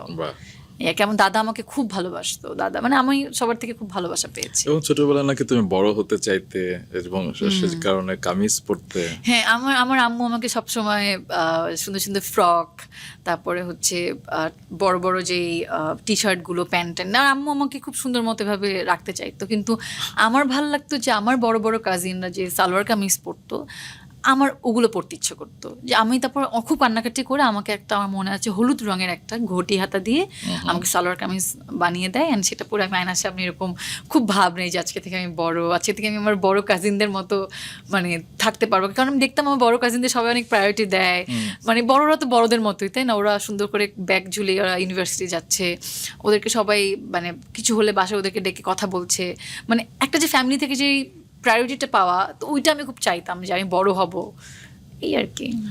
এবং ছোটবেলায় নাকি তুমি নিউজ প্রেজেন্টার হতে চেয়েছিলে। হ্যাঁ, আমার খুব ভালো লাগতো। নিউজ প্রেজেন্টার কেন? আমি আসলে অনেক কিছু হতে চেয়েছি প্রথমত। নৃত্যশিল্পী, হ্যাঁ, পেইন্টার। আমার খুব ইচ্ছা ছিল আমার নাচ শেখার, কিন্তু আমার আম্মুকে আমি কদিন আগেও বলেছি, আম্মু তুমি আমাকে মানে মাঝে মাঝে আম্মুর সাথে যখন কথা হয় আমি আম্মুকে বলে, আম্মু তোমার অবাক লাগে না এই যে আমি তো কখনো অভিনয় করতে চাই নাই। মানে এটা আমার কখনো, আমি জানতামও না যে অভিনয়ে একটা বললে একটা জিনিস আছে, মানে আমি এতটাই নাইভ বা এতটা বোকা ছিলাম। আমার কাছে মানে মনে হতো যাচ্ছে এগুলোই মনে হয় মানুষের জীবনকে এভাবে ভিডিও করে দেখাচ্ছে, ভিডিও করে মনে হয় দেখায়, এরকম ভাবতাম। তাহলে তুমি কিন্তু স্বপ্ন নিয়ে নিউজ কি ভাবতে? প্রেজেন্টারটাকে আমি সত্যি ভাবতাম, কারণ সে তো লাইভ খবর পড়তো, আবার সে যেটা পড়তো সেটা আবার দেখাতো, তো আমার কাছে মনে হতো সেটা সত্যি। তোমার কি মনে হতো যে মুখস্থ করে এটা বলা? হ্যাঁ, আমার এটা মনে হতো। তো আমি ছোটবেলা থেকে অনেক কিছু হতে চেয়েছি। যদি আমার জীবনের প্রথম একটা অ্যাক্টিভিটি সেটা হচ্ছে নাচ, তো ওই জীবনের প্রথম আমি নাচি আর কি, যদি পড়াশোনার বাইরে কোথায়? কিছু করে থাকি স্কুলে। আচ্ছা। তো ওইখান থেকে আমার আসলে নাচের একটা শখ জাগে, বাট আমার আম্মু আমাকে নাচ শেখানি, কারণ আম্মু সবসময় চাইতো যে পড়াশোনা করব, তাই ভাবতো যে আমার এগুলো করলে পড়াশোনার ক্ষতি হবে। তাই তুমি নাচ নাকি শেখানো জেলা হয়নি। পর্যায়ে ছবি আঁকাতে পুরস্কার পেতে? হ্যাঁ, আমি আমার পুরো বরিশাল বিভাগে হাতের লেখা প্রতিযোগিতায় আমি 2য় স্থান Wow. অধিকার করি। তো এটা আমার জন্য একটা অনেক বড় একটা ব্যাপার ছিল। ওই সময় আমি আর্ট প্রতিযোগিতাও নাম দিই, কিন্তু আর্টে না হয়ে আমি হাতের লেখা প্রতিযোগিতায় হই। আর আমি আমার স্কুলের কলেজে যখনই কোনো এরকম কোনো উপলক্ষে বা কোনো এরকম প্রতিযোগিতা হতো, আমি সব কিছুতে নাম দিতাম। এটাই, আমি আসলে অনেক কিছু হতে চেয়েছিলাম, বিজনেস করতে চেয়েছিলাম, পেন্টিং শিখতে চেয়েছিলাম, পেইন্টার এখন হওয়ার ইচ্ছা, বাট মানে পেন্টিং শেখার ইচ্ছা ছিল যে পেন্টিংটা শিখবো। আর আমি আগে অনেক স্টুডেন্ট পড়িয়েছি, মানে আমি অনেক শিক্ষকতা করিয়েছি, তো আমার ইচ্ছা ছিল যে আমি ল শেষ করে যদি আমি কর্পোরেট লয়ার হই, তার পাশাপাশি আমি কোনো একটা ইউনিভার্সিটিতে ফ্যাকাল্টি হিসেবে জয়েন করবো। সো আমার এটা ইচ্ছা ছিল, আমার অনেক ইচ্ছা ছিল ভাই, এটা বলে শেষ করা যাবে But না। ইচ্ছেগুলো তো এখনো নিশ্চয়ই যেটা কখনো আছে। ইচ্ছা ছিল না বা যেটা কখনো ভাবিনি, সেটাই আজকে হয়েছে। সেটি হয়ে গেছো, তবে অন্য ইচ্ছেগুলো কিন্তু হতে পারে। এখনো হতে পারে, exactly. পেইন্টার, আমি মনে করি, আমি তোমার ছবি আঁকা দেখেছি এবং আমার মনে হয় যে তুমি পেইন্টার ছবি আঁকা হতে পারো। দেখেছেন? হ্যাঁ, তুমি এক জায়গায় একটা ছবি এঁকেছিলে এবং সেটা বোধহয় পোস্টও করেছিলে, আমি জানি না সেটা আচ্ছা। কবে। না, ছবি আমি একবার পেইন্ট করেছিলাম একটা, আমি অ্যাকুয়ারিয়াম জারের উপরে আমি একটা বাচ্চাকে গিফট দিয়েছিলাম একটা পেইন্ট করে, অ্যাকুয়ারিয়াম পেইন্ট করে। আচ্ছা So আমি আপনি মনে হয় ওটা দেখেছেন, ওটা আমি পোস্টও করেছিলাম আচ্ছা, ফেসবুকে। তোমার মতো এত চঞ্চল একটা মেয়ে যে লতে পড়াশোনা করলো এবং তুমি 20 বছর বয়সে সিদ্ধান্ত নিলে যে বরিশাল থেকে তুমি ঢাকা শিফট করবে, এবং এটা তো একটা বড় ডিসিশন, এবং আই গেস আমি শুনেছি যে মাও রাজি ছিল না। তো তুমি কিভাবে একা একা এই সিদ্ধান্ত নিলে? আমার আব্বুর সাপোর্ট ছিল। আম্মু মানে ডিপ ইনসাইড চাইনি যে আম্মু আমাকে তার থেকে দূরে রাখুক বা আমি দূরে হয়ে যাই। আমার আম্মুর মধ্যে এমন না যে আমি ঢাকায় পড়তে আসলে মানে একদম ঢাকায় চলে আসবো, খারাপ হয়ে যাবে, এমন চিন্তা ছিল না। আমার আম্মু তো আমাকে চেয়েছিল আমি ঢাকা ইউনিভার্সিটিতে পড়ি বা কোনো একটা পাবলিক ইউনিভার্সিটিতে পড়ি, যেরকম সব বাবা মাই চায়। চাচ্ছিল আমি ডাক্তারি পড়ি। আমাকে তারা বলেছে যে আমি তোমাকে প্রাইভেট মেডিকেলে ভর্তি করাই, তাও তুমি মানে অ্যাটলিস্ট প্রাইভেটে পড়ো না, মানে ইউনিভার্সিটিতে পড়ো না। আমি বলেছি না, আমার ফ্যামিলিতে ডক্টর, ইঞ্জিনিয়ার, বিজনেসম্যান সবাই আছে। আমার কাছে মনে হচ্ছিল যে আমি এমন কিছু করব যেটা একটু সবার থেকে ভিন্ন, আলাদা। আমার ফ্যামিলির থেকে ভিন্ন অ্যাটলিস্ট।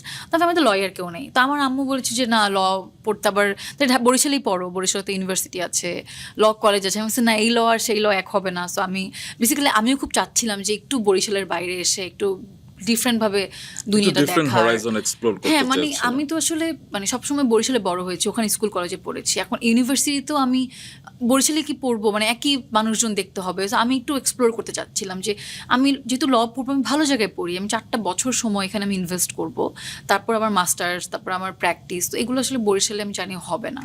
আবার আমার একটা কাজিন, ও লন্ডনে ল নিয়ে পড়েছে, তো ও আমাকে খুব বলতো যে তুমি ল পড়ো। তো ওই জায়গা থেকে আমি খুব ইন্সপায়ার্ড হয়েছি।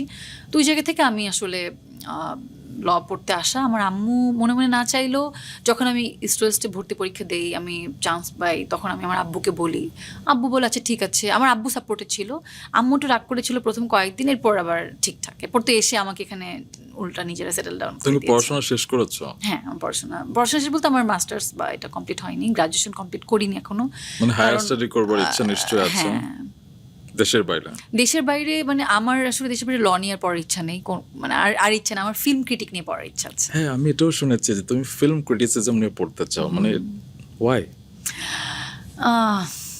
কারণ আমার মানে আমার কোনো সিনেমা দেখলে ওটা আমাকে অনেক ভাবায়, বা আমি একটু।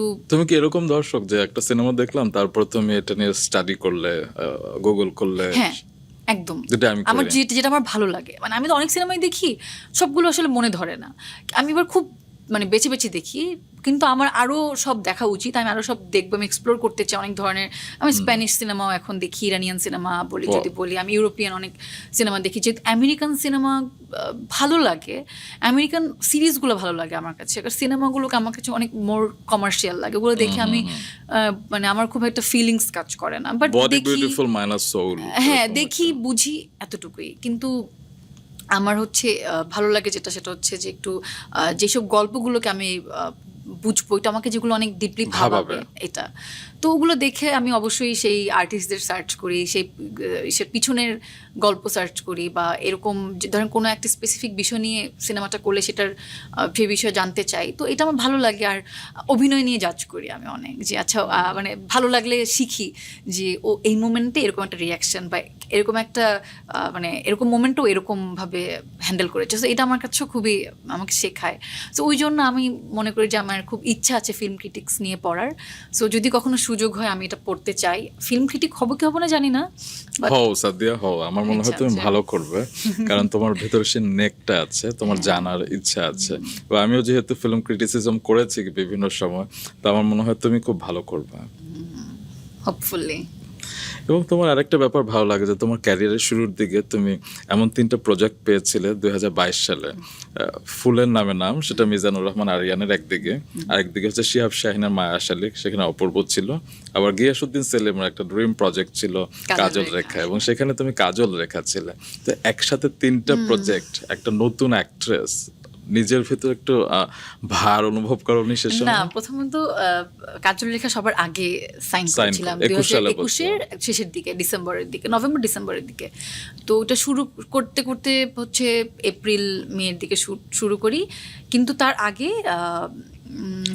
ফুলের নামে নামের জন্য আমার কাছে কল আসে। তো ফুলের নামের নাম আর কাজল রেখাটা বলা যায়, ফুলের নামের নাম শেষ করে আমি কাজল রেখা শুটিংয়ের এক লট করি। দেন এক লট করে আসার পরে আমি বাসায় ছিলাম, এরকম একদিন আমাকে শাহিন ভাই ফোন দেয় তার মায়া শালিকের জন্য। আমি লাইক আমি কি স্বপ্ন দেখছি, মানে আমি অনেক সকালবেলা ফোন দেয় 9টা-10টার দিকে, আমি তখন ঘুমাচ্ছিলাম।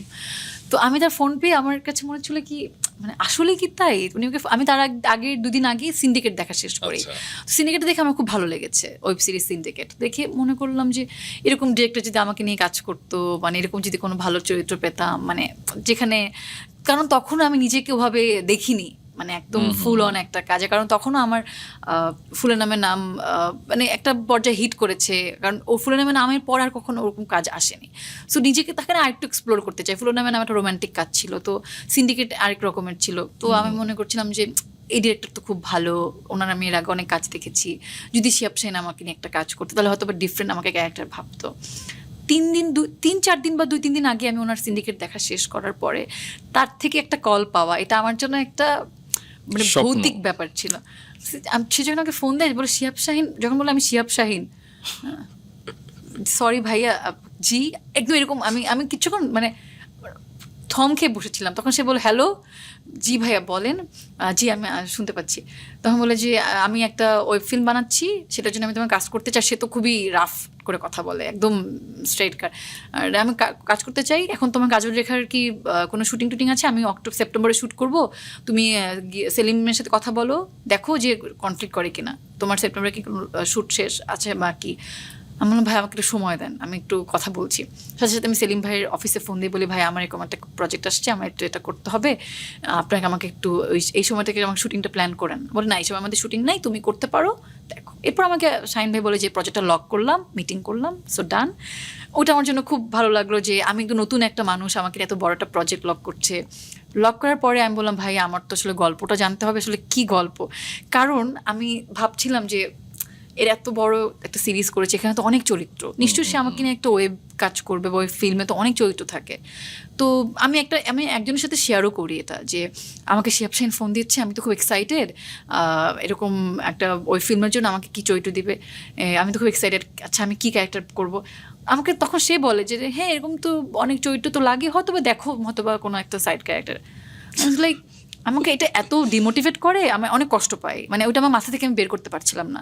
এরপর আমি তাকে কনফ্রন্ট করি যে এটা আপনি কেন বললেন আমাকে, আমি আপনাকে এক্সাইটেড হয়ে একটা কথা বলি যে আমাকে শিহাব শাহিন কল দিয়েছে, সেটা যদি আপনি বুঝেও থাকেন যে সে আমাকে একটা সাইড ক্যারেক্টারের জন্য ফোন দিল বা সে আমাকে একটা ছোট একটা চরিত্র করাতে যাচ্ছে, ইটস ফাইন, আপনি এটা আপনার মধ্যে রাখেন, এটা আমার হ্যাপিনেসকে তো ডিমোটিভেট করে, রাইট। তখন আমার খুব খারাপ লাগলো। আমি ওকে ঠিক আছে, আচ্ছা যেটা হবে ভালোর জন্য হবে। আমি অ্যাটলিস্ট শিহাব শাহিন ভাইয়া আমাকে ওনার কথা শুনে যে আমি যাবো না তা তো না, আমি শিহাব শাহিন ভাই আমাকে ডেকেছে, আমি গল্প শুনে আমি বললাম ভাইয়া আমার ক্যারেক্টার কোনটা, বলে এখানে মেয়ের ক্যারেক্টার কোনটা আছে, সারা, তুমি সারা করবা।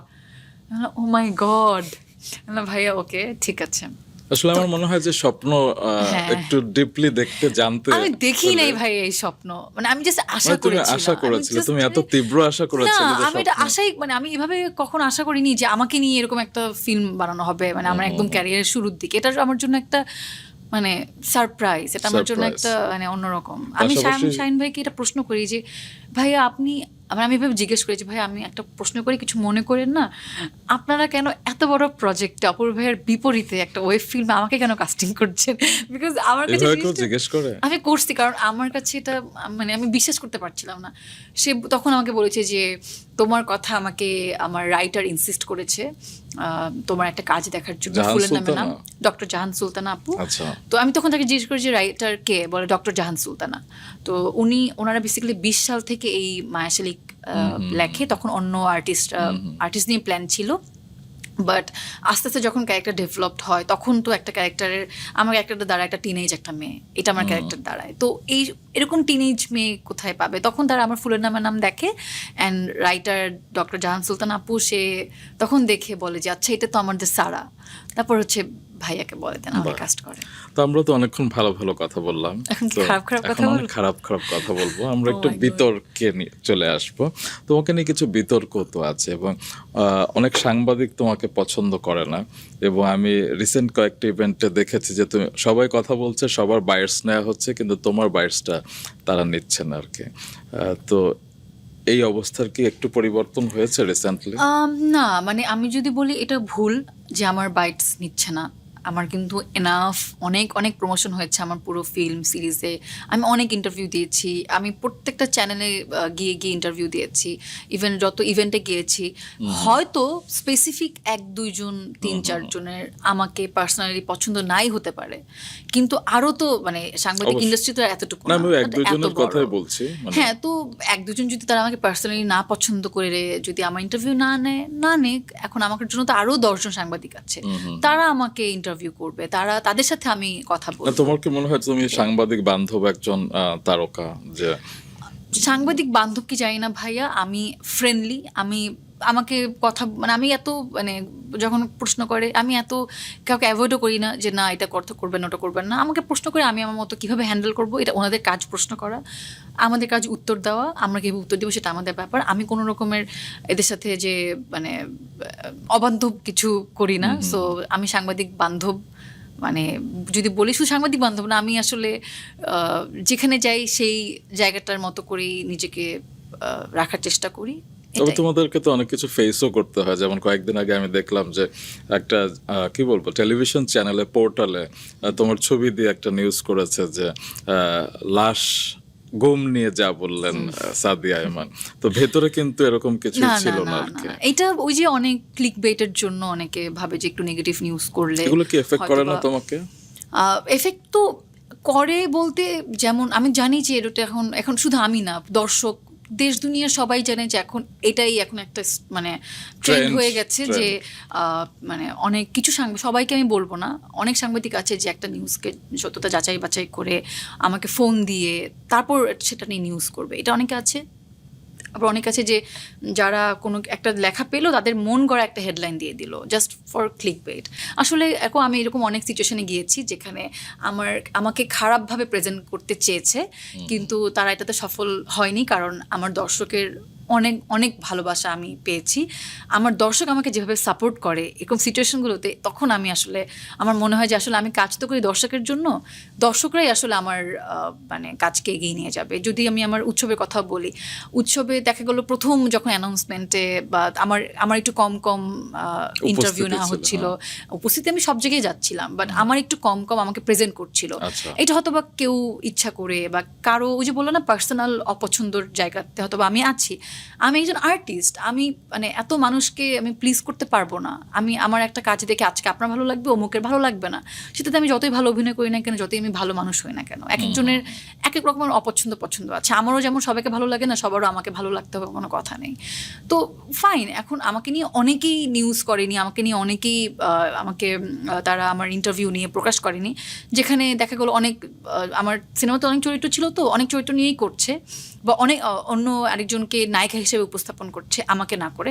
সো ফাইন, ইটস ওকে, আমি কিন্তু মাথা ব্যথা করিনি। কিন্তু আমার দর্শক যেই পরিমাণের আমাকে নিয়ে আমার সিনেমা দেখে লিখেছে, আমাকে নিয়ে যেই পরিমাণের তারা প্রচার করেছে আমাকে, দ্যাটস এনাফ ফর মি। হয় না যে আমরা অনেক সময় তারকারা মানুষ, আবার তারকারদের কিন্তু একটা সামাজিক দায়বদ্ধতাও থাকে। তো তোমার একজন কলিগ আয়েশা খান, আয়েশা খান, তো তার একটা ছবিতে তুমি কমেন্ট করেছো, সেই আলাপে আমি যাচ্ছি না, আমি শুধু জানতে চাই তোমার এবং আয়েশা খানের তো অনেক গভীর বন্ধুত্বের কথা আমরা দেখেছি, এবং ভ্যালেন্টাইন্স ডেতে রাত 12টার সময় তোমরা বের হয়ে অনেক সেলিব্রেশন করেছো, অনেক কিছু করেছো, কিন্তু আমি শুনেছি যে সেই সম্পর্ক, সেই বন্ধুত্ব আর এখন আগের মতো নেই। তো দুজন অভিনেত্রী কখনো কি ভালো বন্ধু হতে পারে না? আমি আগে বিশ্বাস করতাম পারে, বাট আমার মনে হয় শুধু অভিনেত্রী না, অভিনেত্রী ছাড়াও মিডিয়াতে কেউ কারো তেমন ভালো বন্ধু হতে পারে না। হয়তো সামনাসামনি দেখাবে, বাট এটা কিন্তু অনেক কঠিন কথা বললেন। মিডিয়াতে কেউ কারো বন্ধু হতে পারে না, কেন? মানে বিশেষ করে যারা পর্দায় কাজ করি তারা, কারণ জানি না, এটা ধরেন আমি একজনকে একভাবে অ্যাকসেপ্ট করবো, আমি একজনকে আমি মনে করি সে হয়তোবা সে আমার সাথে সে ভালো মন নিয়ে মিশছে, হয়তোবা সে আমার ভালো বন্ধু, কিন্তু পিছনে পিছনে আসলে সে তেমনটা না, সে আমার সাথে আসলে একরকম। সেটা এরকম আরও অনেকেই হতে পারে, অনেক এরকম হয়তোবা আমার মতো এরকম আরও অনেকে এরকম ফেস করেছে। তো এরকম একটা দুইটা আসলে মানে রিয়েলাইজেশন হওয়ার পর আসলে বুঝতে পেরেছি যে আসলে এখানে বন্ধুত্বের ভ্যালুটা কম। এর আগে যেখানে আমারও তো অনেক বন্ধু আছে যারা মিডিয়ার বাইরে, ওরা আমাকে যেরকম সাপোর্ট করে বা ওরা মানে ওদেরকে আমি সবসময় মানে দেখা গেলো আমি সময় দিতে পারি না, কথা বলতে পারি না, বাট স্টিল ওরা আমাকে নিজের থেকে ফোন দিয়ে খোঁজ খবর নেওয়া, আমাকে নিয়ে পিছনে এত কথা বলে না। মানে বিষয়টা কি এমন যে তারা সেম প্রফেশনাল নাই বলে এই জেলাসিটা নাই, এখানে প্রফেশনাল জেলাসি অবশ্যই এটা একটা ম্যাটার করে, কারণ আমার অন্যান্য বন্ধুদের থেকে তো আমার একদমই পুরোটাই আলাদা। ওরা টুকটাক কাজ করে সেটা এক জিনিস, বাট আমি তো প্রফেশনালি এখন অভিনয়টা করছি। সো ওই জায়গা থেকে ওদের তো এখন জেলাসি যাই না, ওদের হয়তো বা আমার কোনো কাজ আসলে সেটা ওদের ভালো নাও লাগতে পারে। মানুষের তো ফ্রাস্ট্রেশন আছে যে অমুকে ভালো করছে বা অমুকের এই কাজটা আসছে, সেটা আমি কেন করতে পারলাম না। হয়তো এটা কোনো সময় আমারও হয়তো বা মাঝে মাঝে ফিল হয় যে ওর এই কাজটা খুব ভালো লাগলো, বা এটা যদি এরকম কাজটা যদি আমি করতে পারতাম। একটা হচ্ছে যে আমার ভালো লাগার জায়গা, যে ওকে ভালো লেগেছে এরকম কাজ হয়তো বা আমিও যদি আমার কাছে আসে ভালো করতে পারবো, ইন্সপিরেশন হিসেবে, রাইট। আরেকটা হচ্ছে যে অমুকের কাছে ভালো লেগেছে, আরেকজনের কাছে যে বলবো ওর কাজটা এরকম করেছে, ওকে তো অনেক খারাপ, এটা সেটা ভালো লাগেনি, ও কেন এটা করবে, ব্যাকবাইটিং করার এটা খারাপ। সো এই জন্যই বলি যে আসলে আমার মনে হয় মানে বন্ধুত্ব না করাই ভালো। কারোর সাথে একা থাকো, নিজের কাজের সাথে বন্ধুত্ব করো, নিজের পরিবারের সাথে বন্ধুত্ব করো, বা এটাই মানে বন্ধু যে একজন হিউম্যান বিইংই হতে হবে সেটা দরকার না, আপনার চেয়ে আপনজন আর কেউ নাই আর কি। তো বন্ধুত্ব গেল আলাদা কথা, আয়েশা খানের কথা আলাদা, তবে মন্দিরা চক্রবর্তীর সাথে তোমার কি হয়েছিল সেটাও একটু জানতে চাই। কারণ কাজল রেখা তো তোমরা দুজনেই করেছিলে, কাজল রেখা কৈশোর বেলা তুমি করেছিলে, এবং অ্যাডাল্ট যে চরিত্রটা সেটা মন্দিরা করেছিল।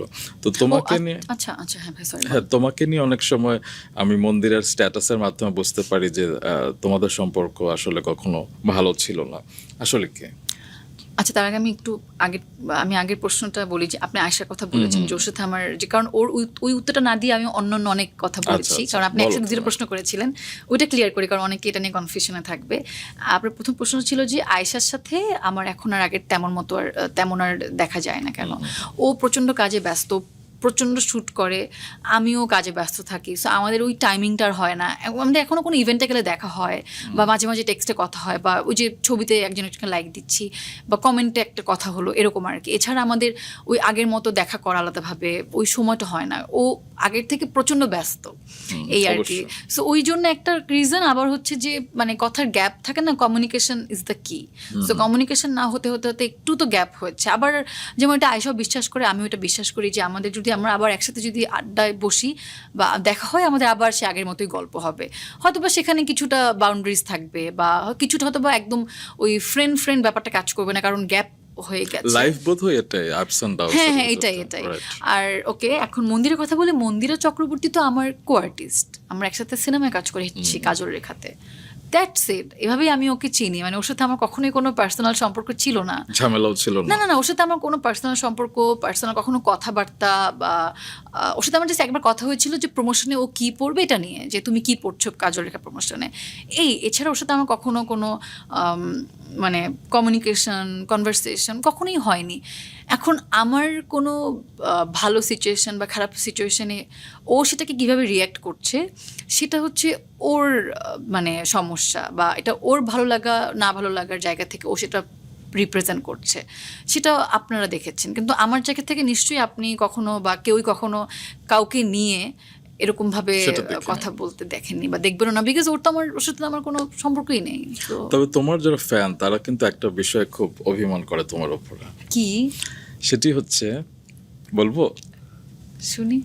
সেটি হচ্ছে খায়রুল বাশারের সাথে তোমার একটা খুব দারুণ জুটি ছিল এবং তোমাদের একসাথে খুব ভালো মানায়, কিন্তু তোমাদের প্রেম এবং যেটা অনেকে বলে ওপেন সিক্রেট ছিল, সবাই জানতো তোমাদের প্রেম, এবং সেটি এখন ব্রেকআপ হয়ে গেছে। এটা কেন একসাথে কাজ, এবং সেই কারণে এখন একসাথে কাজ করো না তোমরা। আসলে তুমি আমাদেরকে ক্লিয়ার করো। এই যে আপনি বললে, এটা তো পুরাই হচ্ছে মানুষের মন গড়া কথা, মানে মানুষের বানানো। বিকজ আর এটা এই যে এখন একসাথে কাজ করি না, সেটা করি না দেখে হয়তো মানুষ আমাদেরকে স্ক্রিনে দেখে না, তাই মনে করে আমাদের এখন ব্রেকআপ হয়ে গেছে। এইটা একটা মানে ফালতু কথা। আমি এখন যেটা বলবো সেটা হচ্ছে, ওনার সাথে আমার কাজ শুরু হয়, আমরা একসাথে অনেক জুটি বেঁধে অনেক কাজ করি, কিন্তু আমাদের প্রথম 3-4টা কাজের পরেই যখন দর্শক আমাদেরকে খুব পছন্দ করা শুরু করে, একই টাইপের ক্যারেক্টার আমরা অনেক প্লে করে ফেলি। মানে এক টাইপের কাজ করতে করতে আমার যেটা মনে হচ্ছিল যে মানে নতুন কিছু করতে পারছি না, আর আমি অন্যদের সাথে কাজ করতে পারছি না। আমার তো আসলে অন্য আরও অনেক আর্টিস্ট আছে, তাদের সাথে আমার কাজ করতে হবে, তাদের সাথে ভিন্ন ভিন্ন চরিত্রে আমাকে মানে দর্শকদের দিতে হবে। সো ওই জায়গা থেকে আমি নিজের থেকেই আমি চেষ্টা করেছি একটু কম কাজ। আমি কিন্তু গত বছরে কিন্তু কাজ এসেছে একটা, তো এমন না যে আমি একদমই কাজ করব না বা কাজ একদমই যে দুজন আলাদা, তা তো না। তো ভাইয়ের সাথে আমার, তার মানে তোমাদের প্রেম ছিল না? প্রেম এটা তো মানুষের বানানো, কারণ আমাদের মানুষকে স্ক্রিনে দেখতে ভালো লাগছে, মানুষ এটা বিশ্বাস করতো যে মানুষ আমাদের এরকমও বলেছে প্লিজ আপনারা বিয়ে করে নেন, আপনাদের একসাথে মানায়। অনেকে এটাও জানে, হয়তো বা অনেক অজপাড়া গায়ের কেউ একজন আমাদের নাটক দেখা হতো এটাও জানে যে আমরা কাপল, মানে ম্যারিড কাপল, বিবাহিত, এরকমও ভাবতে পারে। কারণ আমরা তো মাহফুজ ভাই আর তারিন আপাকে কাপল ভাবতাম, যারা মনে হয় বিয়ে টিয়ে করে এরকম। তারপরে ইভেন সাদি ইসলাম মৌ আর নোবেল ভাইকে আমরা মানে এখনো মনে হয় না যে তারা আলাদা আলাদা। ওদিকে জাহিদ ভাই আর আফসানা মিমিকে আমরা একসাথে দেখতে পছন্দ করতাম। তো এইটাই, এটা হচ্ছে মানুষের ভালোবাসার জায়গা থেকে। আর এটাই আমাদের সার্থকতা, যদি বলি জুটির সার্থকতা, আমাদের অভিনয়ের সার্থকতা, যে আমাদের অভিনয় দেখে তারা আমাদেরকে এভাবে কাপল হিসেবে চিনছে বা জানে, এটা ভালো। কিন্তু কাজ করা কমিয়েছি, কারণ আমাদের আসলে একই গদবাঁধা গল্প, ডিরেক্টররা নাটকের একই রকম গল্প নিয়ে আসছিল। আর করতে করতে আমার কাছে মনে হচ্ছিল যে একটা স্ক্রিপ্টে আমার কাছে মনে হচ্ছিল যে যখন শুটিং করছি দেখা গেলো একটা স্ক্রিপ্টে, আমি তাকে জিজ্ঞেস করতাম মাঝে মাঝে যে এরকম একটা ডায়লগ আমি আগের গল্প দিয়েছিলাম না, আগের স্ক্রিপ্টে দিয়েছিলাম, এরকমও হতো আর কি। মানে মনে হতো কি একই টাইপের ক্যারেক্টার প্লে করছে, কারণ ওই যে দর্শকের একটা ভালো লাগার জায়গার পরে সবাই চাচ্ছিল ওই একই টাইপের ক্যারেক্টার। তো আমি এটা চাচ্ছিলাম না, আমি চাচ্ছিলাম আরেকটু এক্সপ্লোর করতে। ওই জায়গা থেকে আমি একটু কাজ কমিয়ে দেই, যদি ভালো স্ক্রিপ্ট, আবার যদি ভালো ডিরেক্টর আসে ভালো গল্প নিয়ে, আমি অবশ্যই আবার কাজ করব, এটা নিয়ে আমার কোনো সমস্যা নেই। তো আমাদের এই বিহাইন্ড দ্য ফেম এই পডকাস্ট শোতে এই আরআরকের কাছে তুমি কি একটা ব্যাপার স্বীকার করবে? না, স্বীকার করবো না। তুমি মনে হয় প্রশ্নটা ধরতে পেরেছো, এবং সেটি হচ্ছে কি রেদওয়ান রনি, তার সাথে তো তোমার রিলেশনশিপ চলছে? No, he is my good friend. Okay, ভালো বন্ধু। মানে তোমাদের কোনো প্রেমের সম্পর্ক নেই? যদি না বলে আপনি কি অখুশি হবেন, আর বললে কি আপনি খুশি হবেন? বললে খুশি হব, কারণ আমরা ধারণা থাক, করতে আজকে আমি পারি। আপনাকে কারণ খুশি করতে পারবো না, আমার সত্যিটাই বলতে হবে, he is my good friend. Okay, কিরকম গুড ফ্রেন্ড? ভালো বন্ধু, এটাই আর কি। আচ্ছা, বন্ধু সম্পর্কে একটু শুনি, মানে একজন বন্ধু রেদওয়ান রনিকে একটু বিশ্লেষণ করো। বন্ধু রেদুর বাবা, মানে বন্ধুত্বের শুরুটা কিভাবে আসলে? তোমরা কি একসাথে কাজ করেছিলে? না আমাদের কখনো একসাথে কাজ হয়নি। কাজ হয়েছে 2020 সালে একটা বিজ্ঞাপন, একটা শর্ট ফিল্ম করেছিলাম আসলে 2020 সালে, এটাই তো। এরপর কাজ হয়নি, কিন্তু আমাদের তো কমন ইভেন্টগুলোতে দেখা হতো, সো দেখা হতো, তখন হাই হ্যালো কথাবার্তা হতো। আর আমার বিড়াল আছে, তো ওনারও বিড়াল ছিল, বিড়াল পছন্দ করে, তো ওই জায়গা থেকে কনভারসেশন, মানে এইভাবে আর কি। মানে কিছু কমন জিনিস, আসলে ফ্রেন্ডশিপ হতে গেলে কি হয় যে একটু কমন একটা জায়গা থাকলে কিন্তু একটা মানুষের সাথে কথা আগায়, কথা বলতে ভালো লাগে। তো ওইরকমই একটা ফ্রেন্ডশিপ হচ্ছে, সো কিছু কমন গ্রাউন্ডস আমাদের মিলে গেছে, সো সেই জায়গা থেকে আমাদের বন্ধুত্ব, এই আর কি। মানে একটা স্পেকুলেশন তো আছে যে তোমাদের প্রেম আছে, সেটা তুমি বলছো বন্ধুত্ব। সেটা ওই যে আপনাদের, আচ্ছা, আমি আরো আপনারা গভীরে গেলাম আরো না। বাকিরা এটাকে জোর করে চায় আমার মুখ থেকে বলাতে। না শোনো, মেহজাবিনের বিয়েতে যতগুলো ভিডিও আছে তোমাদেরকে একসাথে দেখা গেছে, তো এবং তো তোমরা আমরা একসাথে। সবাই একসাথেই ছিলাম, শুধু আমাদেরকে না, আপনি আরো মানে সবাই তো একসাথে থাকবে। আমরা তো একটা মানে দাওয়াতে গিয়েছি, একটা সার্কেল হয়ে গিয়েছে, তো এখানে কেন আমরা আলাদা আলাদা থাকবো? আচ্ছা, আমি আর আর ডিপে ছবি গেলাম তোলার না। সময়, হ্যাঁ, একটা গ্রুপ ফটোর সময় কি আমরা একসাথে দাঁড়িয়ে ছবি তুলবো না সবাই মিলে? সবসময় দুজন একসাথে। তো আমি আর সে পাশাপাশি, নিশ্চয়ই মাঝখানে কেউ আশেপাশে কেউ ছিল। আপনারা শুধুমাত্র আমাকে, মানে ব্যাপারটা হচ্ছে, আমি খুব সিরিয়াসলি এখন একটা উত্তর দিব, সেটা হচ্ছে আমাকে মানুষ চিনে দেখে বা ওনাকে মানুষ চিনে দেখে সবাই এটাকেই পয়েন্ট আউট করে, মানে কিছু একটা বের করতে চায়, জোর করে একটা জোড়াতালি দিতে চায়। আর যদি থাকেও তো সমস্যা কি? কোনো সমস্যা নেই, অফ কোর্স। সো এটাকে মানে যদি আমি না চাই এটা নিয়ে কথা বলতে, ইটস ফাইন, বাট আমি যেহেতু বলছি, মানে আমাদের একটা ভালো ফ্রেন্ডশিপ আছে, তো এটাই আমি চাই, ফ্রেন্ডশিপটাই আগাক।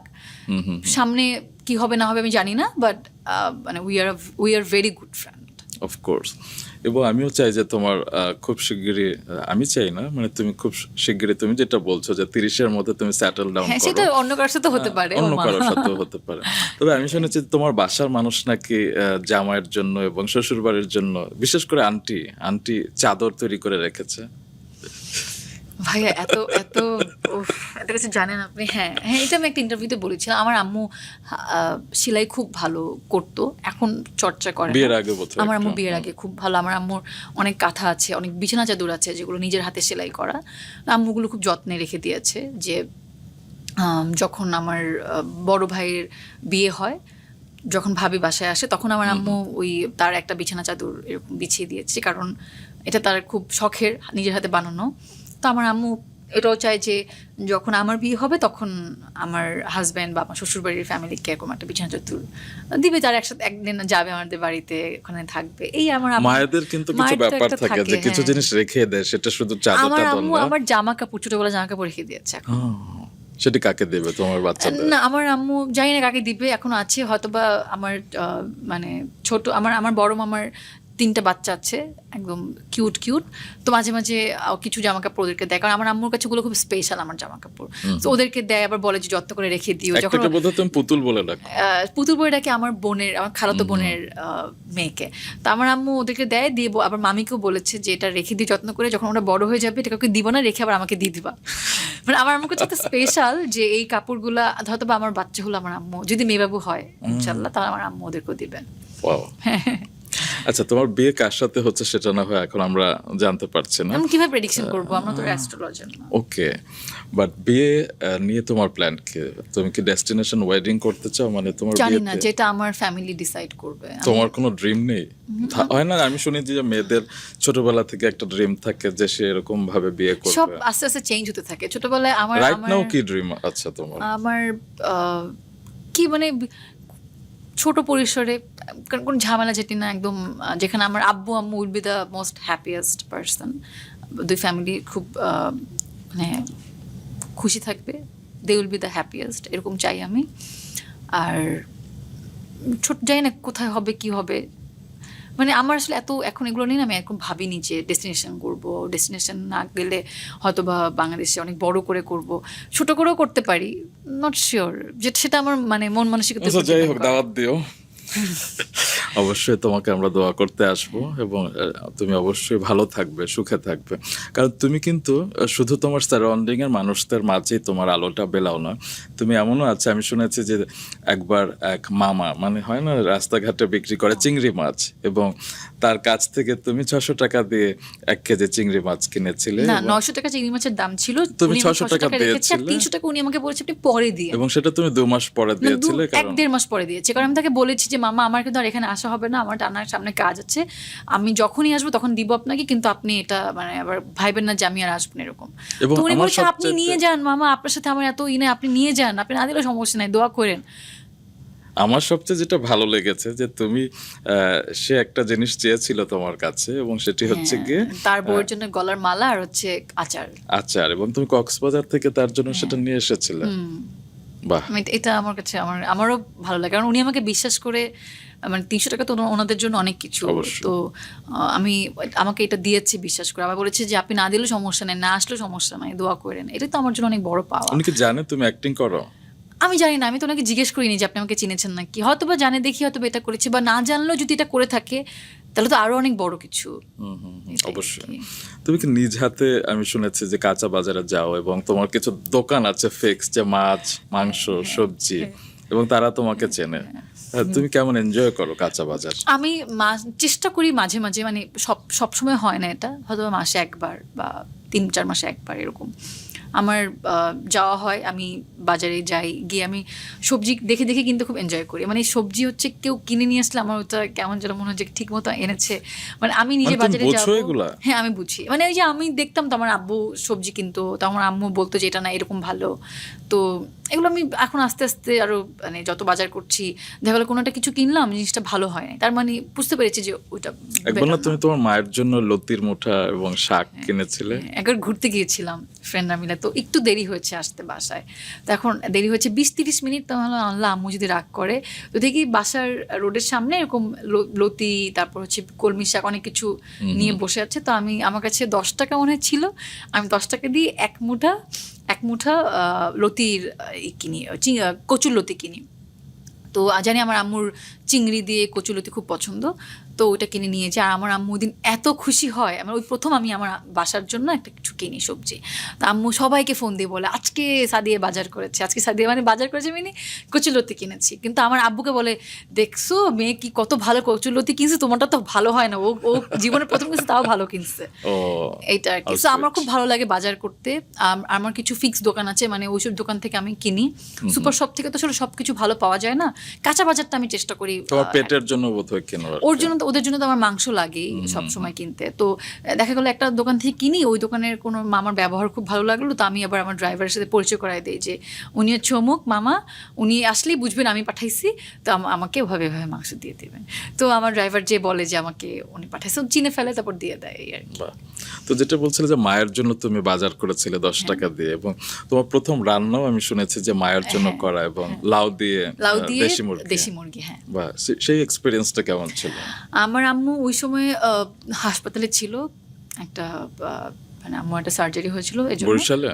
বরিশালে। তো আমার তখন এইচএসসি পরীক্ষার ফাইনাল টেস্ট এক্সাম চলছিল, একদম পরীক্ষার আগে একটা এক্সাম হয় না, টেস্ট পরীক্ষা, ওইটা হচ্ছিল, প্রি টেস্ট এর আগে হয়।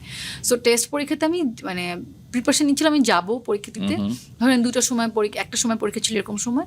তো আমার আম্মু যেহেতু হাসপাতালে, আমার নানু রান্না করতো সকালবেলা 10টার দিকে এরকম। তো আমি মানে পড়তে পড়তে আমি ভাবছিলাম যে মানে পড়ছিলাম খাবার টেবিলে বসে বসে, তো দেখলাম নানু রান্না করছে, তো আমি যে নানু তুমি কি রান্না করছো, কারণ আমার আম্মু আমাকে কখনো রান্নাঘরে ঢুকে দিত না, রান্নাঘরে ঢুকলে আমার আম্মু বের হ মানে অস্থির করে ফেলতো। তো আম্মুর এই বের হ শুনতে শুনতে আমার রান্নাঘরে থাকতে ইচ্ছে করতো না, ঠিক আছে আমি চলে যাই এরকম আর কি। কিছু ধরতে দিত না, কিছু করতে দিত না, ভাবতো যে গায়ে ফোসকা পড়বে, বা আম্মুরা তো আসলে এরকমই হয়, হাত কেটে যাবে। নানুকে বলো নানু আজকে আমি রান্না করি, তুমি আমাকে জাস্ট বলে দাও আমি কি করবো, আজকে আমি রান্না করি।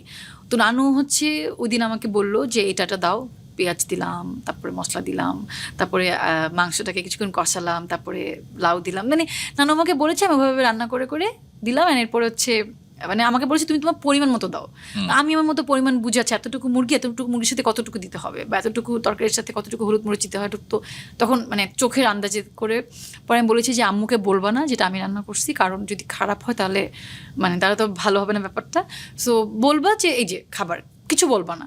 যদি বলে আম্মু যে ভালো হয়েছে, আম্মুকে জিজ্ঞেস করার পর যে কেমন হয়েছে, যদি আম্মু বলে ভালো হয়েছে, তখন বলবা যে সাদিয়া রান্না করছে। আর আম্মুকে এটা বলার পর তো আম্মু মানে অবাক, কি সাদিয়া এত ভালো রান্না করছে, ওকে তো কখন রান্না করা শিখাই নাই। পরে আমি আম্মুকে আমার এক্সাম শেষ করে দেখতে যাই, তখন আম্মুকে বলেছি আজকে আমি তো রান্না করছি, কেমন হয়েছে। তখন আম্মু আমাকে খুব আদর করে বলে যে খুব ভালো হয়েছে, এটা আর কি। আচ্ছা সাদিয়া, তোমাকে যদি একটা উইয়ার্ড প্রশ্ন করে যে তুমি মাঝ রাস্তায় কখনো দাঁড়িয়ে ডান্স করেছো? না, মানে এরকম উইয়ার্ড কিছু কি করেছো ডিফারেন্ট?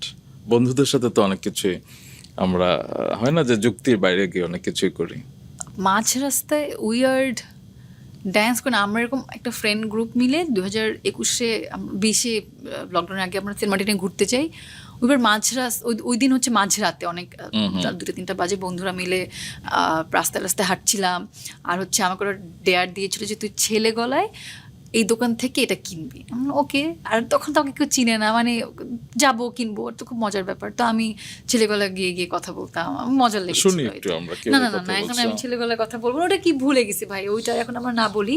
কিন্তু কদিন আগে আমি শ্রীলঙ্কা গিয়েছিলাম, শ্রীলঙ্কা গিয়ে মাঝ রাস্তায় নিয়েছি। আপনি যখন আমাকে প্রশ্ন করেছেন আমি অবাক যে ভাই এটা তো কেউ জানার কথা না, কারণ এটা আমি কোথাও পোস্ট করিনি, এটা আমার একান্তই আমার সময়। হ্যাঁ না, এটা আমার একটা রাস্তা ক্রস করছিলাম, তো উপর থেকে খুব সুন্দর একটা ল্যাম্পশেড পড়ছিল।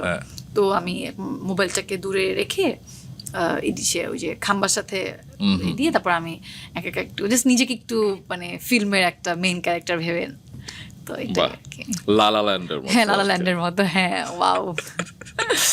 তোমার কি মিন্টু মামার দোকানের কথা মনে আছে? স্ট্রেসের পেছনে। হ্যাঁ, এবং সেখানে তুমি চা খেতে। হ্যাঁ হ্যাঁ, আমার সব বন্ধুরা সিগারেট খেত, আমি তো সিগারেট খেতাম না। ইভেন আমার যেসব ফ্রেন্ডরা যেত, ওদেরকে বলতাম যে আমি তোদের সাথে এক শর্তেই যাবো টঙে, তোরা কেউ আমার আশপাশে সিগারেট খাবি না।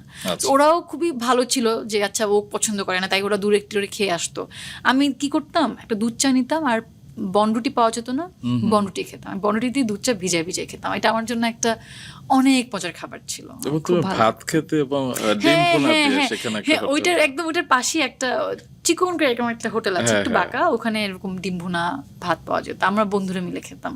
তুমি অনেক ভাত খেতে ভালোবাসতে, এখনো খাই।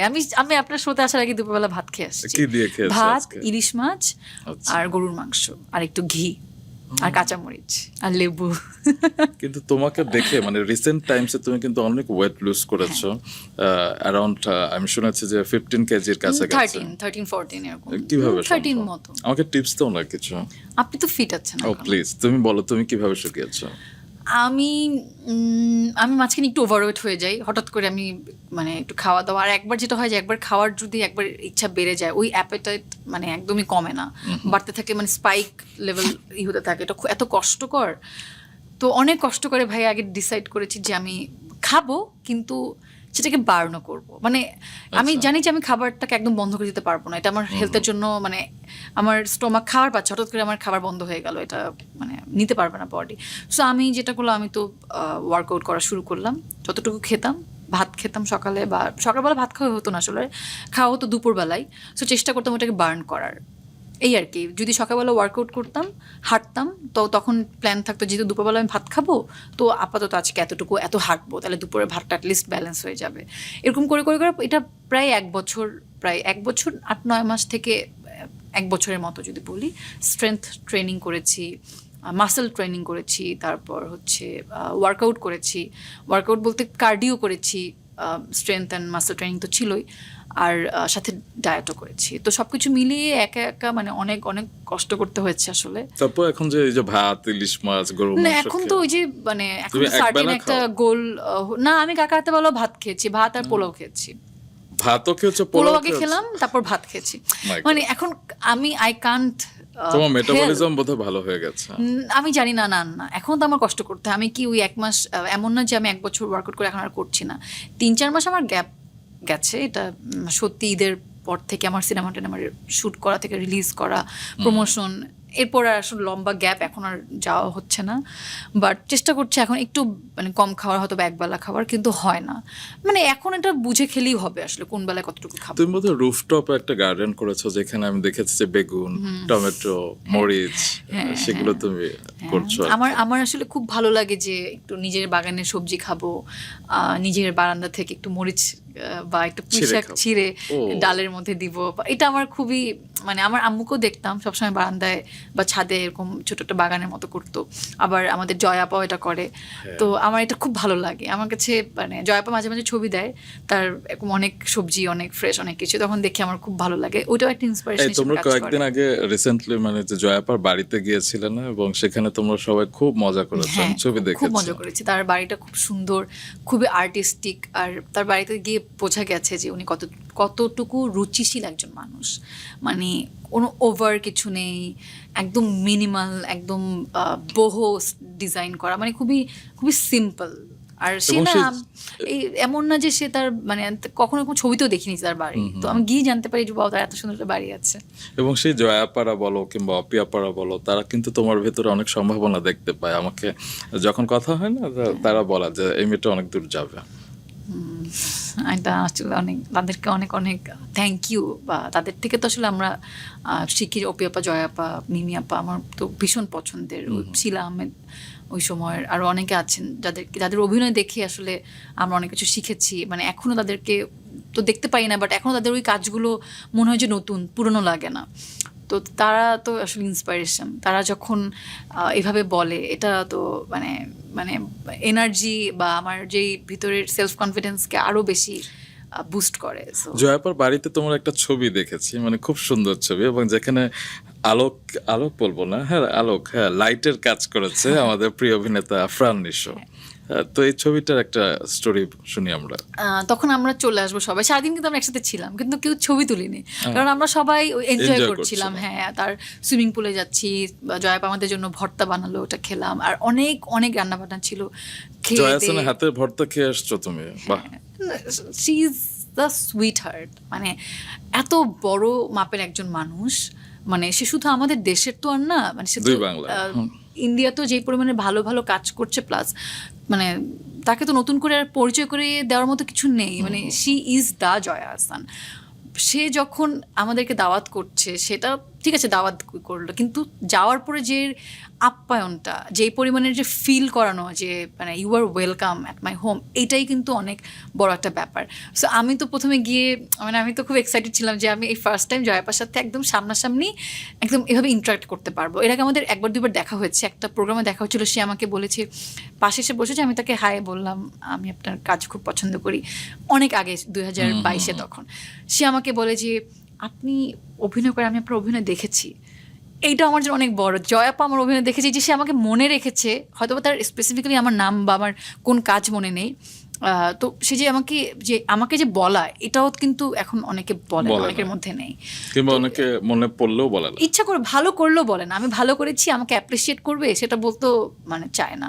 কিন্তু জয়াপা, আমি গাড়ি থেকে নেমে তাকে যখন হাগ করলাম, আমি আই ওয়াজ লাইক ওয়াও, মানে আমার কাছে মনে হচ্ছে আমি একটা নিজের কাছের মানুষের মধ্যে এসেছি। And সে পুরো তার বাড়ি ঘুরে ঘুরে আমাদেরকে দেখাচ্ছিল, মানে হাউস ট্যুর দিচ্ছিল। এরপর আমাকে বলে তুমি সুইমিংয়ে নামো, আমি বললাম যে না, আমি সুইমিংয়ের ড্রেস নিয়ে আসিনি, সুইমিংয়ে নামবো না। সে আমাকে তার ড্রেস দিয়েছে যে এটা পরে নামো। মানে ইট ওয়াজ সো অন্যরকম সুইট আর অফ কি। হার। এবার আমি তোমাকে 5টা প্রশ্ন করব, মানে 5টা খুবই, কি বলবো, একটু ডিফারেন্ট টাইপের প্রশ্ন। যে শেষ কবে মিথ্যে বলেছো? আচ্ছা, আবার বলো না যে একটু আগে। আজকে একটু আগে। ওকে, কোন মিথ্যাটা? না, সে তো প্রশ্ন বলা Okay, যাবে না। এত okay. কিছু আপনি তো আমাকে একটা প্রশ্ন বলবেন, আমি একটা উত্তর দিব, এটাই তো। আচ্ছা। ভাই, আমার কথা হচ্ছে আমি মিথ্যা বলতে পারি না, এটা একটু আমার জন্য কষ্টকর। মিথ্যা বললে এটা আমার চেহারায়, চোখে ফুটে ওঠে। স্পষ্ট বোঝা যায়। এই জন্যই হয়তো বা আমি যখন কথা বলি, আমি অনেক মানে অকপট ভাবে কথা বলি, তো খুব ক্যান্ডিডলি কথা বলি। তো যখন আমি একটু মিথ্যা বলি, তখন আমার একটু ভেবে বলতে হয়। বা মিথ্যা তো সবসময় মানে ইচ্ছা করে মানুষ বলে না, নিশ্চয়ই কোনোটা সিচুয়েশনে Circumstance, ভালোর জন্যই কেউ right. অবশ্যই মিথ্যা বলে, কোন মানে কেউ তো আর ওভাবে বলে না। সো আমি আসলে মিথ্যা বলবো না, সেটাকে নিজেকে সেভ করা বলবো। বুঝতে সো এইটাই আর কি। তো এটা বোঝা যায় আমার চেয়ে। অডিয়েন্সও বুঝে ফেলেছে কোন মিথ্যাটি যাই হয়। শেষ কবে গিলটি ফিল করেছো? কয়েকদিন আগে, মানে 1-2 সপ্তাহ আগে। কেন? কেন বলতে হবে? হ্যাঁ, একটু শুনি না। না, এত তো ডিটেলস বলা, আমি গিলটি ফিল করেছি, কোনো না কোনো কারণে আমার খারাপ লেগেছে। আচ্ছা, তো শেষ কবে কান্না করেছো? এখানে একটু আগে বসে তো কান্না ও করলাম, হ্যাঁ, তাই তো। চোখে পানি চলে আসলো। শেষ কবে ঝগড়া করেছো? আমি খুব খারাপ ঝগড়া করতে, আমি ঝগড়া অ্যাভয়েড করি। সো ঝগড়া করতে পারি না আসলে, আমি ঝগড়া করিনি, মানে আমি ঝগড়ার মধ্যে নাই, So, আমার মনে আচ্ছা। নেই আসলে। শেষ কবে হতাশ হয়েছে? আজকে যখন একটা নিউজ দেখলাম ভুল হেডলাইন করলো, ওটা দেখে খুব হতাশ। কি করলো, মানে কেন, এই আর কি। আমাদের হতাশার কারণ আসলে এগুলো, এছাড়া আমাদের নিজেদের জীবন নিয়ে খুব হতাশা বাহ। নেই। আমরা চেষ্টা করি খুশি থাকার, হ্যাপি থাকার, আমি বিশেষ করে। এবার তোমার সবচেয়ে খুশির যে মানুষগুলো রয়েছে, বাবা মা পরিবার, তাদের নিয়ে একটু শুনি। যে হয় না যে বাবাদের কাছে মেয়েরা হয় প্রিন্সেসের মতো, এবং তোমার বাবার কাছে সবচেয়ে দুর্বল জায়গা হচ্ছে তুমি। তো বাবাকে নিয়ে বলো আর কি, বাবার কাছ থেকে তো দূরে থাকতে হয় যেহেতু তারা বরিশাল থাকে, তুমি এখানে। কোন মুহূর্তে সবচেয়ে বেশি মিস করো? ওকে, আমি এখন চেষ্টা করব কান্নাকাটি না করে উত্তর দেওয়ার, কারণ আমি ফ্যামিলির কথা বলতে গিয়ে, যেমন দেখেন ছোটো ভাইয়ের কথা বলেছি, বলতে বলতে আমি ইমোশনাল হয়ে গেছি। কারণ ফ্যামিলির কথা বলতে গেলে আসলে, মানে যেহেতু তাদের সাথে আমার রেগুলার কথা হয়, দেখা হয়। শোনো, এটাই কিন্তু রিয়েল ইমোশন, মানে তুমি যতই চেষ্টা করো কান্না কিন্তু চলে আসেই আসলে। হ্যাঁ, বাট কি করব, হ্যাঁ ওইটা আব্বু আমাদের সাথে প্রতিদিন দেখা হয়, কথা হয়, তারপরও তাদের সাথে কথা, তাদের নিয়ে কথা বলতে গেলে একটা ইমোশনাল জায়গা কাজ করে। তো আব্বু আমাকে তার লাকি চার্ম মনে করে সব সময়। আমার আম্মুও, মানে তাদের খুবই আদরের মেয়ে আমি, খুবই। তো এই আর কি, আমার আব্বু অনেক সাপোর্টিভ, অনেক আমাকে অনেক ভালোবাসে। এমনও আছে যে দেখা গেলো কোনো ঈদে তো সে বাজেট থাকে যে ছেলেকে এটা মেয়েকে এটা, তো আমার দুই ভাইয়ের জন্য মানে বাজেট একটা ছিল, ভালো বাজেট, তার থেকে একটু বেশি ছিল আমারটা। তাই? হ্যাঁ, তো আমার বড় ভাই কিছু বলতো না। দেখা গেলো বাজেট বলতে তারা তো টাকা দিত না, দেখা গেলো আমার ভাইকে, ছোট ভাইকে 2টা জামা কিনে দিলে আমাকে দিত 4টা, বা এরকম আর কি। মানে আমি একটা এক্সাম্পল দিলাম। তুমি একমাত্র মেয়ে? হ্যাঁ, আমি একমাত্র মেয়ে, আমি মেজো সন্তান। তো আমার ছোট ভাই আবার একটু বলতো যে ওকে তুমি এটা দিচ্ছ, আমাকে কেন দিলা না, তাহলে ওকে তুমি নতুন একটা জামা কিনে দিচ্ছ, আমাকেও চলো। তখন আমার আব্বু বলতো যে ওর সাথে যদি তুলনা করো তাহলে তোমরা যা পয়সা সেটা পাবা না। It's so sweet. মানে আমার আব্বু আম্মু এমন না যে ওদেরকে কম ভালোবাসে, ওদেরকেও অনেক ভালোবাসে, সন্তান সব একই। কিন্তু আমার প্রতি দুর্বলতা আবার হচ্ছে, আমি একবার পানিতে ডুবে গিয়েছিলাম, মানে ডুবে, যখন আমি ক্লাস 5-এ পড়ি। আচ্ছা। নানাবাড়ি ভোলাতে, তো ওখানে গিয়ে পানিতে আমি ডুবে যাই। মানে আমার একটা বোন ডুবছিল, তো ওকে বাঁচাতে গিয়ে বেসিক্যালি আমিও ডুবে যাই। পরে ওকে তুলে আনা হয় অনেকক্ষণ পরে, বাট আমাকে খুঁজে পাচ্ছিল না। আমার খালামুনি আমাকে বাঁচানোর জন্য, আমাদেরকে বাঁচানোর জন্য পুকুরে ঝাঁপ দিয়েছিল, তো আমাকে খুঁজে পাচ্ছিল না। বাট আমার ওই কাজিন সুমাইয়া, ও বলে যে আম্মু সাদি আপু নিচে আছে। সাদিয়া কোথায়? কারণ খালামুনি ভাবছে যে আমি উঠে চলে গেছি, কারণ আমার কোনো মানে ওখানে কোনো চিহ্ন নেই। তো বললো যে ও ডুবছে নিচে। তো খালামুনি অনেক নিচে গিয়ে দেখে যে আমি, তারপর আমাকে তুলে এনে দেখে যে আমার আসলে চোখ টোক উল্টানো, জিহ্বা বের হয়ে গেছে, পুরো শরীর এরকম, মানে বোঝা গেছে যে আমার আসলে অবস্থা ভালো না। তো ওই সময় হচ্ছে আমার আব্বু আম্মু তখন ওখানে ছিল। তো আমার আম্মুই গল্প করতে গেলে আমার আম্মু এখনও কাঁদে। মানে আম্মুর কাছে এটা, আমার আব্বুর কাছে ইটস আ নাইটমেয়ার। সো তো আমার আব্বু নাকি তখন ওই প্রথম নাকি আমার আম্মু দেখছে তোর আব্বুকে আমি কখনো এরকম, মানে মুখটা কালো হয়ে এতটুকু হয়ে গেছে, এক জায়গায় নিথর হয়ে বসেছিল। আমার আম্মু নাকি পাগলের মতো কাঁদতেছে যে ওকে নিয়ে হাসপাতালে চলো। আবার আমার মামা একজন ডক্টর, মামা বলতেছে যে ওকে হাসপাতালে নেওয়া যাবে না, কারণ অ্যাম্বুলেন্স রাস্তা ভাঙা ছিল। তো ডাক্তারের কাছে যেতে যেতেই, হাসপাতালে যেতে যেতেই ওর যেইটা হবে ঝাঁকিতে, মানে ওর ভিতরে পরাণ যতটুকু আছে ততটুকু থাকবে না, একদম আমার মামা এরকম বলছে। তো মামা ডক্টর, তো মামা একটা কিছু একটা ওষুধ আমাকে মুখের মধ্যে দিয়ে দিয়েছিল, তারপর আমার কোনো রিয়াকশান আসে নাই। প্রায় অনেকক্ষণের ঘটনা, আমাকে বরিশালে ফোন দিয়ে বলে যে আমার আব্বুই একটা সময় ফোন দিয়ে বলে যে সাদিয়া আর নেই। সো এরকম। হোয়াট? হ্যাঁ, তো একদম মানে আমার পালস ছিল না, মানে আমাকে একদম মৃত ঘোষণা করা হয়, কারণ মামা ডক্টর, তো মামাই সান্ত্বনা দিচ্ছিল সবাইকে যে মানে যেহেতু আমাকে ওষুধটা, যেটা ওষুধ খাওয়ানো হয় ওটা যখন কারো সেন্স থাকে ওটা ডিরেক্ট রিয়াকশনটা দেয়, বাট আমার ডিরেক্ট রিয়াকশন হয় নাই। অ্যান্ড দে ওয়েটেড যে কিছু একটা হবে। অনেকক্ষণ আমার কোনো সেন্স নেই, আমার হাত পা যতটুকু প্রাথমিক চিকিৎসা করা যায় করলো, মানে আর কোনো সেন্স নেই। তো অনেকক্ষণ পরে আমার বাবাকে ফোন দিয়ে বলতে হয় আমার বরিশালে যে আমি সাদিয়ার নেই। এদিকে তো পুরো মানে শোরগোল, আমার বরিশালে অবস্থা খুব খারাপ। মানে তখন দাদা বেঁচে ছিল না, দাদু চাচারা, আমার বড় ভাই শুনে তো পাগল হয়ে গেছে। বড় ভাই শুনে পুরো ঘর বাড়ি নাকি সে ভাঙ্গা শুরু করছে, যেটা কীভাবে সময় মেনে নিতে পারছে না, এরকম আর কি। আমার বড় ভাই আমাকে খুব ভালোবাসে, মানে আসলে সবাই ভালোবাসে। তো যাই হোক, তো ওই জায়গা থেকে আমার আব্বু আম্মুর আমার প্রতি আরও সফট কর্নার। তো একটা পরে আমি আসলে আমার সেন্স আসছে, আমি উঠে নাকি বমি করে এটাকে সব মানে যা খেয়েছি পুরো একদম একদম বমি টমি করে অবস্থা খারাপ। এরপরে আমাকে তারা মানে সাথে সাথে চিকিৎসা শুরু করে যখন আমার সেন্স আসে। সো ইটস আ মিরাকেল, আসলে এরকম ঘটে না। অ্যান্ড আমি এখন নানা বাড়ি গেলে আশেপাশে মানুষ আমাকে দেখতে আসে, এসে আমাকে আদর করে, খালি মাথা এরকম করে ধরে আর বলে যে এত সুন্দর একটা মেয়েকে আমরা কীভাবে কবরস্থানে দিয়ে আসতে পারতাম, এই সেই এরকম করে বলতো আর কি।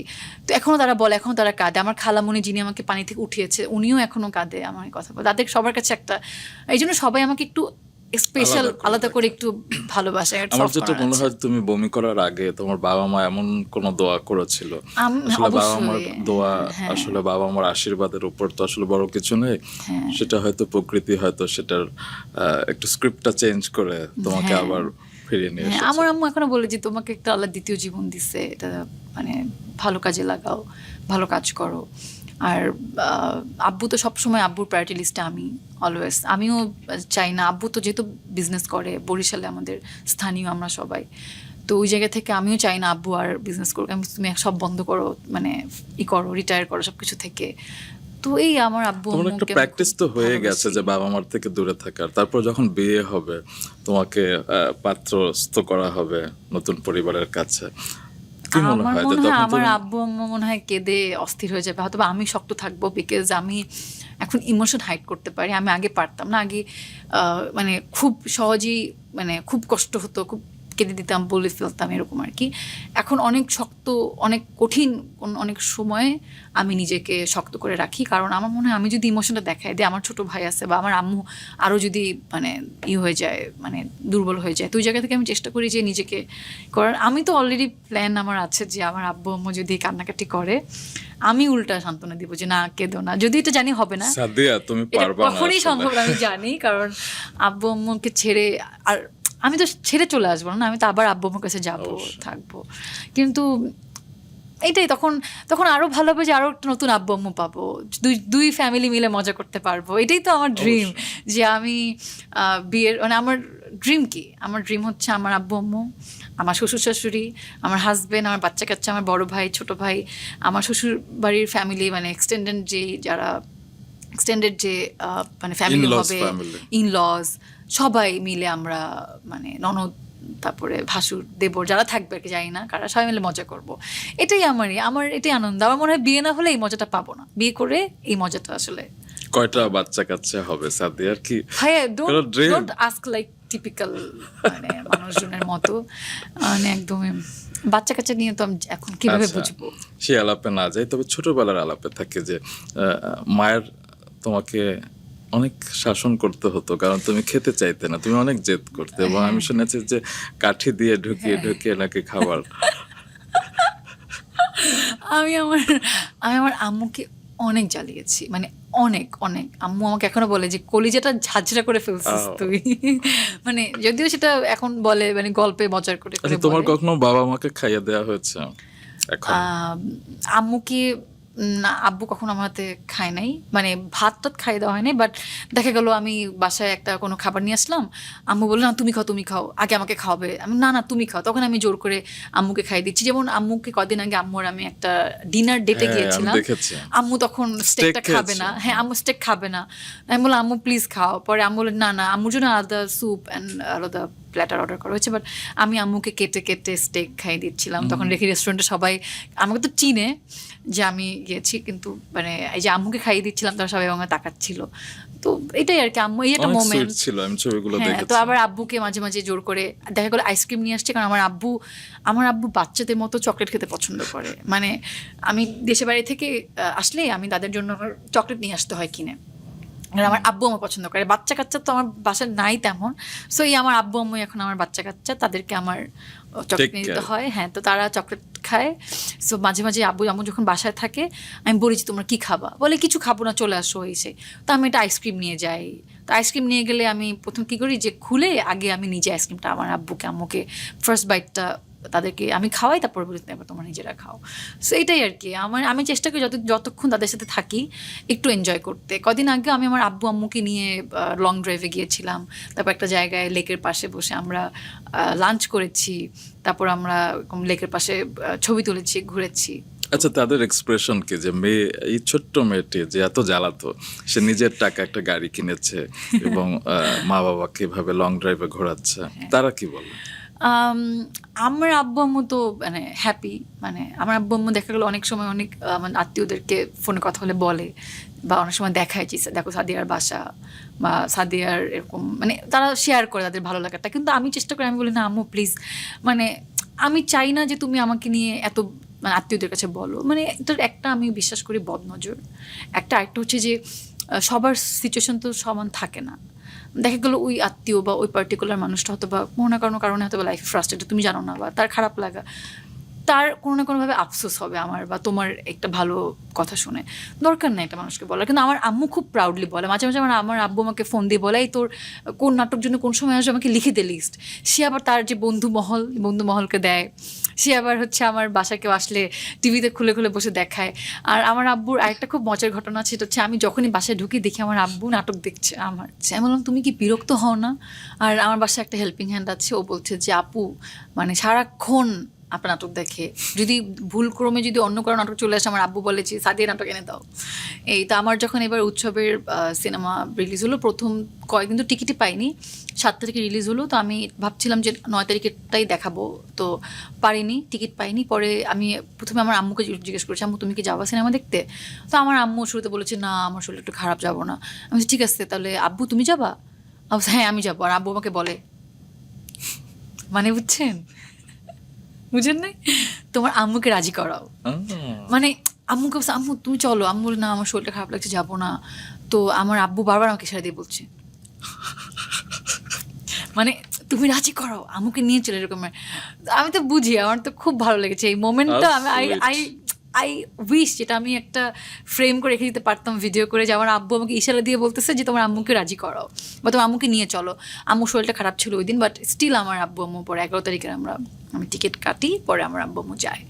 এই তো তারা যখন সিনেমা দেখে, তাদেরকে আমি একটা খুব ভালো সিট একদম উপরে যাতে বসে দেখতে পারে এরকম সিট দিয়েছি। তো ওই দিন আবার আমার হল ভিজিটও ছিল ওই হলে। তা আমি যখন হ্যাঁ শেষে আমি হল ভিজিটে গেলাম, তো আমার আব্বু আম্মু তো দূরে উঠে বসে দেখছে যে সবাই এসে আমাদের সাথে ছবি তুলছে, আমাকে আদর করছে। পরে তো আমি উপর থেকে হাই দিলাম, আমার আব্বু আম্মু হাই দিল, দেখে আমার আম্মু দুজন লাল হয়ে গেছে, তারা অনেক ফর্সা, তো লাল হয়ে গেছে একদম মুখ। পরে আমার আম্মু আব্বু যেটা এখন তো কখনো এরকম ক্রাউড প্লেস দেখে নাই, যে আমাকে ঘিরে এত ক্রাউড, আমি তো নর্মালি এত ক্রাউড প্লেসে যাই না, বা এরকম সচরাচর তো এরকম হয় না। তো ওইটা আমার মাত্র সিনেমা দেখলো, তারপর আমরা জয়েন করলাম, তো আমার আব্বু আমার কাছে এটা খুব এক্সাইটিং। অ্যান্ড পরে দেখলাম তারা খুব লজ্জা পাচ্ছিলো। তারপরে আমি ঠিক আছে তোমার গাড়িতে গিয়ে বসো, আমি আসতেছি, কারণ আমার তো একটু সবার সাথে কমিউনিকেশন করতে হয়। পরে আমার আব্বু খুব আর কি খুশি হলো, সবাইকে ফোন দিয়ে বললো ওর সিনেমা চলছে। বাই দ্য ওয়ে আমার উৎসব কিন্তু এখন বরিশালও চলছে, অভিরুচি সিনেমা হলে। তবে এই সুখটা কিন্তু আসলে আনএক্সপ্লেনেবল, মানে তোমার ছবি তোমার শহরে গিয়েছে এবং তোমার বাবা মা দেখছে, এটা আসলে এক জীবনে আর কি লাগে আসলে। এটাই। ফেসবুকে আমি দেখেছি গত 2 বছর ধরে তোমার একটা কভার পিক রয়েছে, যে তুমি সেখানে লিখে রেখেছো যে ফরগেট হোয়াট ইউ ফিল, তারপরে কি যেন remember what you deserve, right? এটার অর্থ কি আসলে, মানে তুমি কেন লিখেছো forget what you feel, remember what you deserve? তুমি আসলে কি অনুভব করো, তোমার ফিলিংস সেটা ভুলে যাও, তুমি যেটা ডিজার্ভ করো সেটা সবসময় স্মরণে রাখো। এটা আমি মাটির কাছাকাছি থাকো, এটা আমি সেটা তো একটা জিনিস, সেটা তো মানে রুট কখনো কারো ভুলে যাওয়া উচিত না। আজকে আমি একদম আমার শুরু থেকে আজকে অনেক জার্নি শেয়ার করেছি, তো আমি ভুলিনি। আর এটা আমার কাছে একটা growth and it's a beautiful journey. এটা আমি বললে হয়তো 2টা মানুষ এটা ইন্সপায়ার হবে, এটা ভালো লাগে। তো কিন্তু আমার এই লাইনটা একদম আমার খুব পছন্দের, কারণ আমি আগে যেটা হতো যে আগে খুব ইমোশনালি ভাবতাম, এখনো ভাবি, এত তো ইমোশন মানুষ তো চেঞ্জ হয় না আসলে, অনেক কিছু ইমোশনালি ভাবি, অনেক কিছু দেখে এখনো কেঁদে ফেলি, মানে এটা এখনো হয়। কিন্তু মানে আমার এইটা হচ্ছে একদম আমার প্রফেশনাল জায়গা থেকে আমার ভাবনা। এই জন্য আমার পার্সোনাল ইসের কভার ফটোতে দেওয়া, যে আগে যেটা হতো যে অনেক মানে দেখতাম যদি কাজের ক্ষেত্রেই বলি, যে কেউ আমাকে বলছে যে ঠিক আছে এটা করো, একটু এই শুটিংটা করো বা এই স্ক্রিপ্ট আছে, তো আমার কাছে মনে হতো যে এটা না আমি এটা করবো না, বা করতে হবে আচ্ছা করি, কিন্তু মনে হচ্ছে না আমি তো ডিজার্ভ করি না, আমি আরও বেটার কিছু ডিজার্ভ করি। এটা আমি জাস্ট একটা এক্সাম্পল দিয়ে বুঝালাম আমার কাজের জায়গা থেকে। বাট আমি যদি একদম ইন জেনারেল আমি আমাকে নিয়ে বলি, সেটা হচ্ছে আমি অনেক কিছু অনেক ইমোশনালি চিন্তা করে ডিসিশন নিয়ে নিই, হ্যাঁ, বা অনেক কিছু করতে চাই বা করে ফেলি। তখন মনে হয় যে না, আসলে আমি কি ডিজার্ভ করি, বা মানে এটাকে আমি আসলে ডিজার্ভ করি কি না। তো আমি কোনো কিছু এখন করার আগে কাউকে হ্যাঁ বা না, বা কোনো কাজ করার আগে আমি এটা চিন্তা যেটা আমি বুঝলাম যে তুমি অনেক পরিবর্তন হয়ে গেছো এবং সেই পরিবর্তনটা খুব ইতিবাচক। তুমি জানো তুমি কে এবং তুমি জানো তুমি কি করতে এটা যাচ্ছ। অনেক আগে থেকেই ভাইয়া, আমি শুরু থেকেই আমি সবসময় মানে আমি জানি যে আমি কি করব। মানে আমি হ্যাঁ, আমার অনেকগুলো এইম ছিল, অনেক কিছু করতে চাইছি, সেটা একটা জিনিস। বাট যখন আমি ফিক্স যে আমি এটা এটা করছি, this is my profession, this is my personal life, আমি আমার লাইফে পার্সোনাল লাইফে কী কী করবো আর প্রফেশনাল লাইফে কী কী করবো, এটা আমি জানি। সো আমি চাইলেই এখন একটা মানে ইনডিসিশনে ভুগে আমি একটা কাজ করা বা একটা কোনো কিছুকে কোনো কাজে হ্যাঁ বলে দিতে পারি না। তার আগে আমার 10টা কনসিকুয়েন্সেস ভাবতে হয়, আমার দর্শকের কথা ভাবতে হয়, বা আমার নিজের ফ্যামিলির কথা ভাবতে হয়, আমার নিজের ইমেজ ভাবতে হয়, আমার নিজের ক্যারিয়ারের কথা ভাবতে হয়। সো অনেক কিছু ভেবে আমার ডিসিশন নিতে হয়।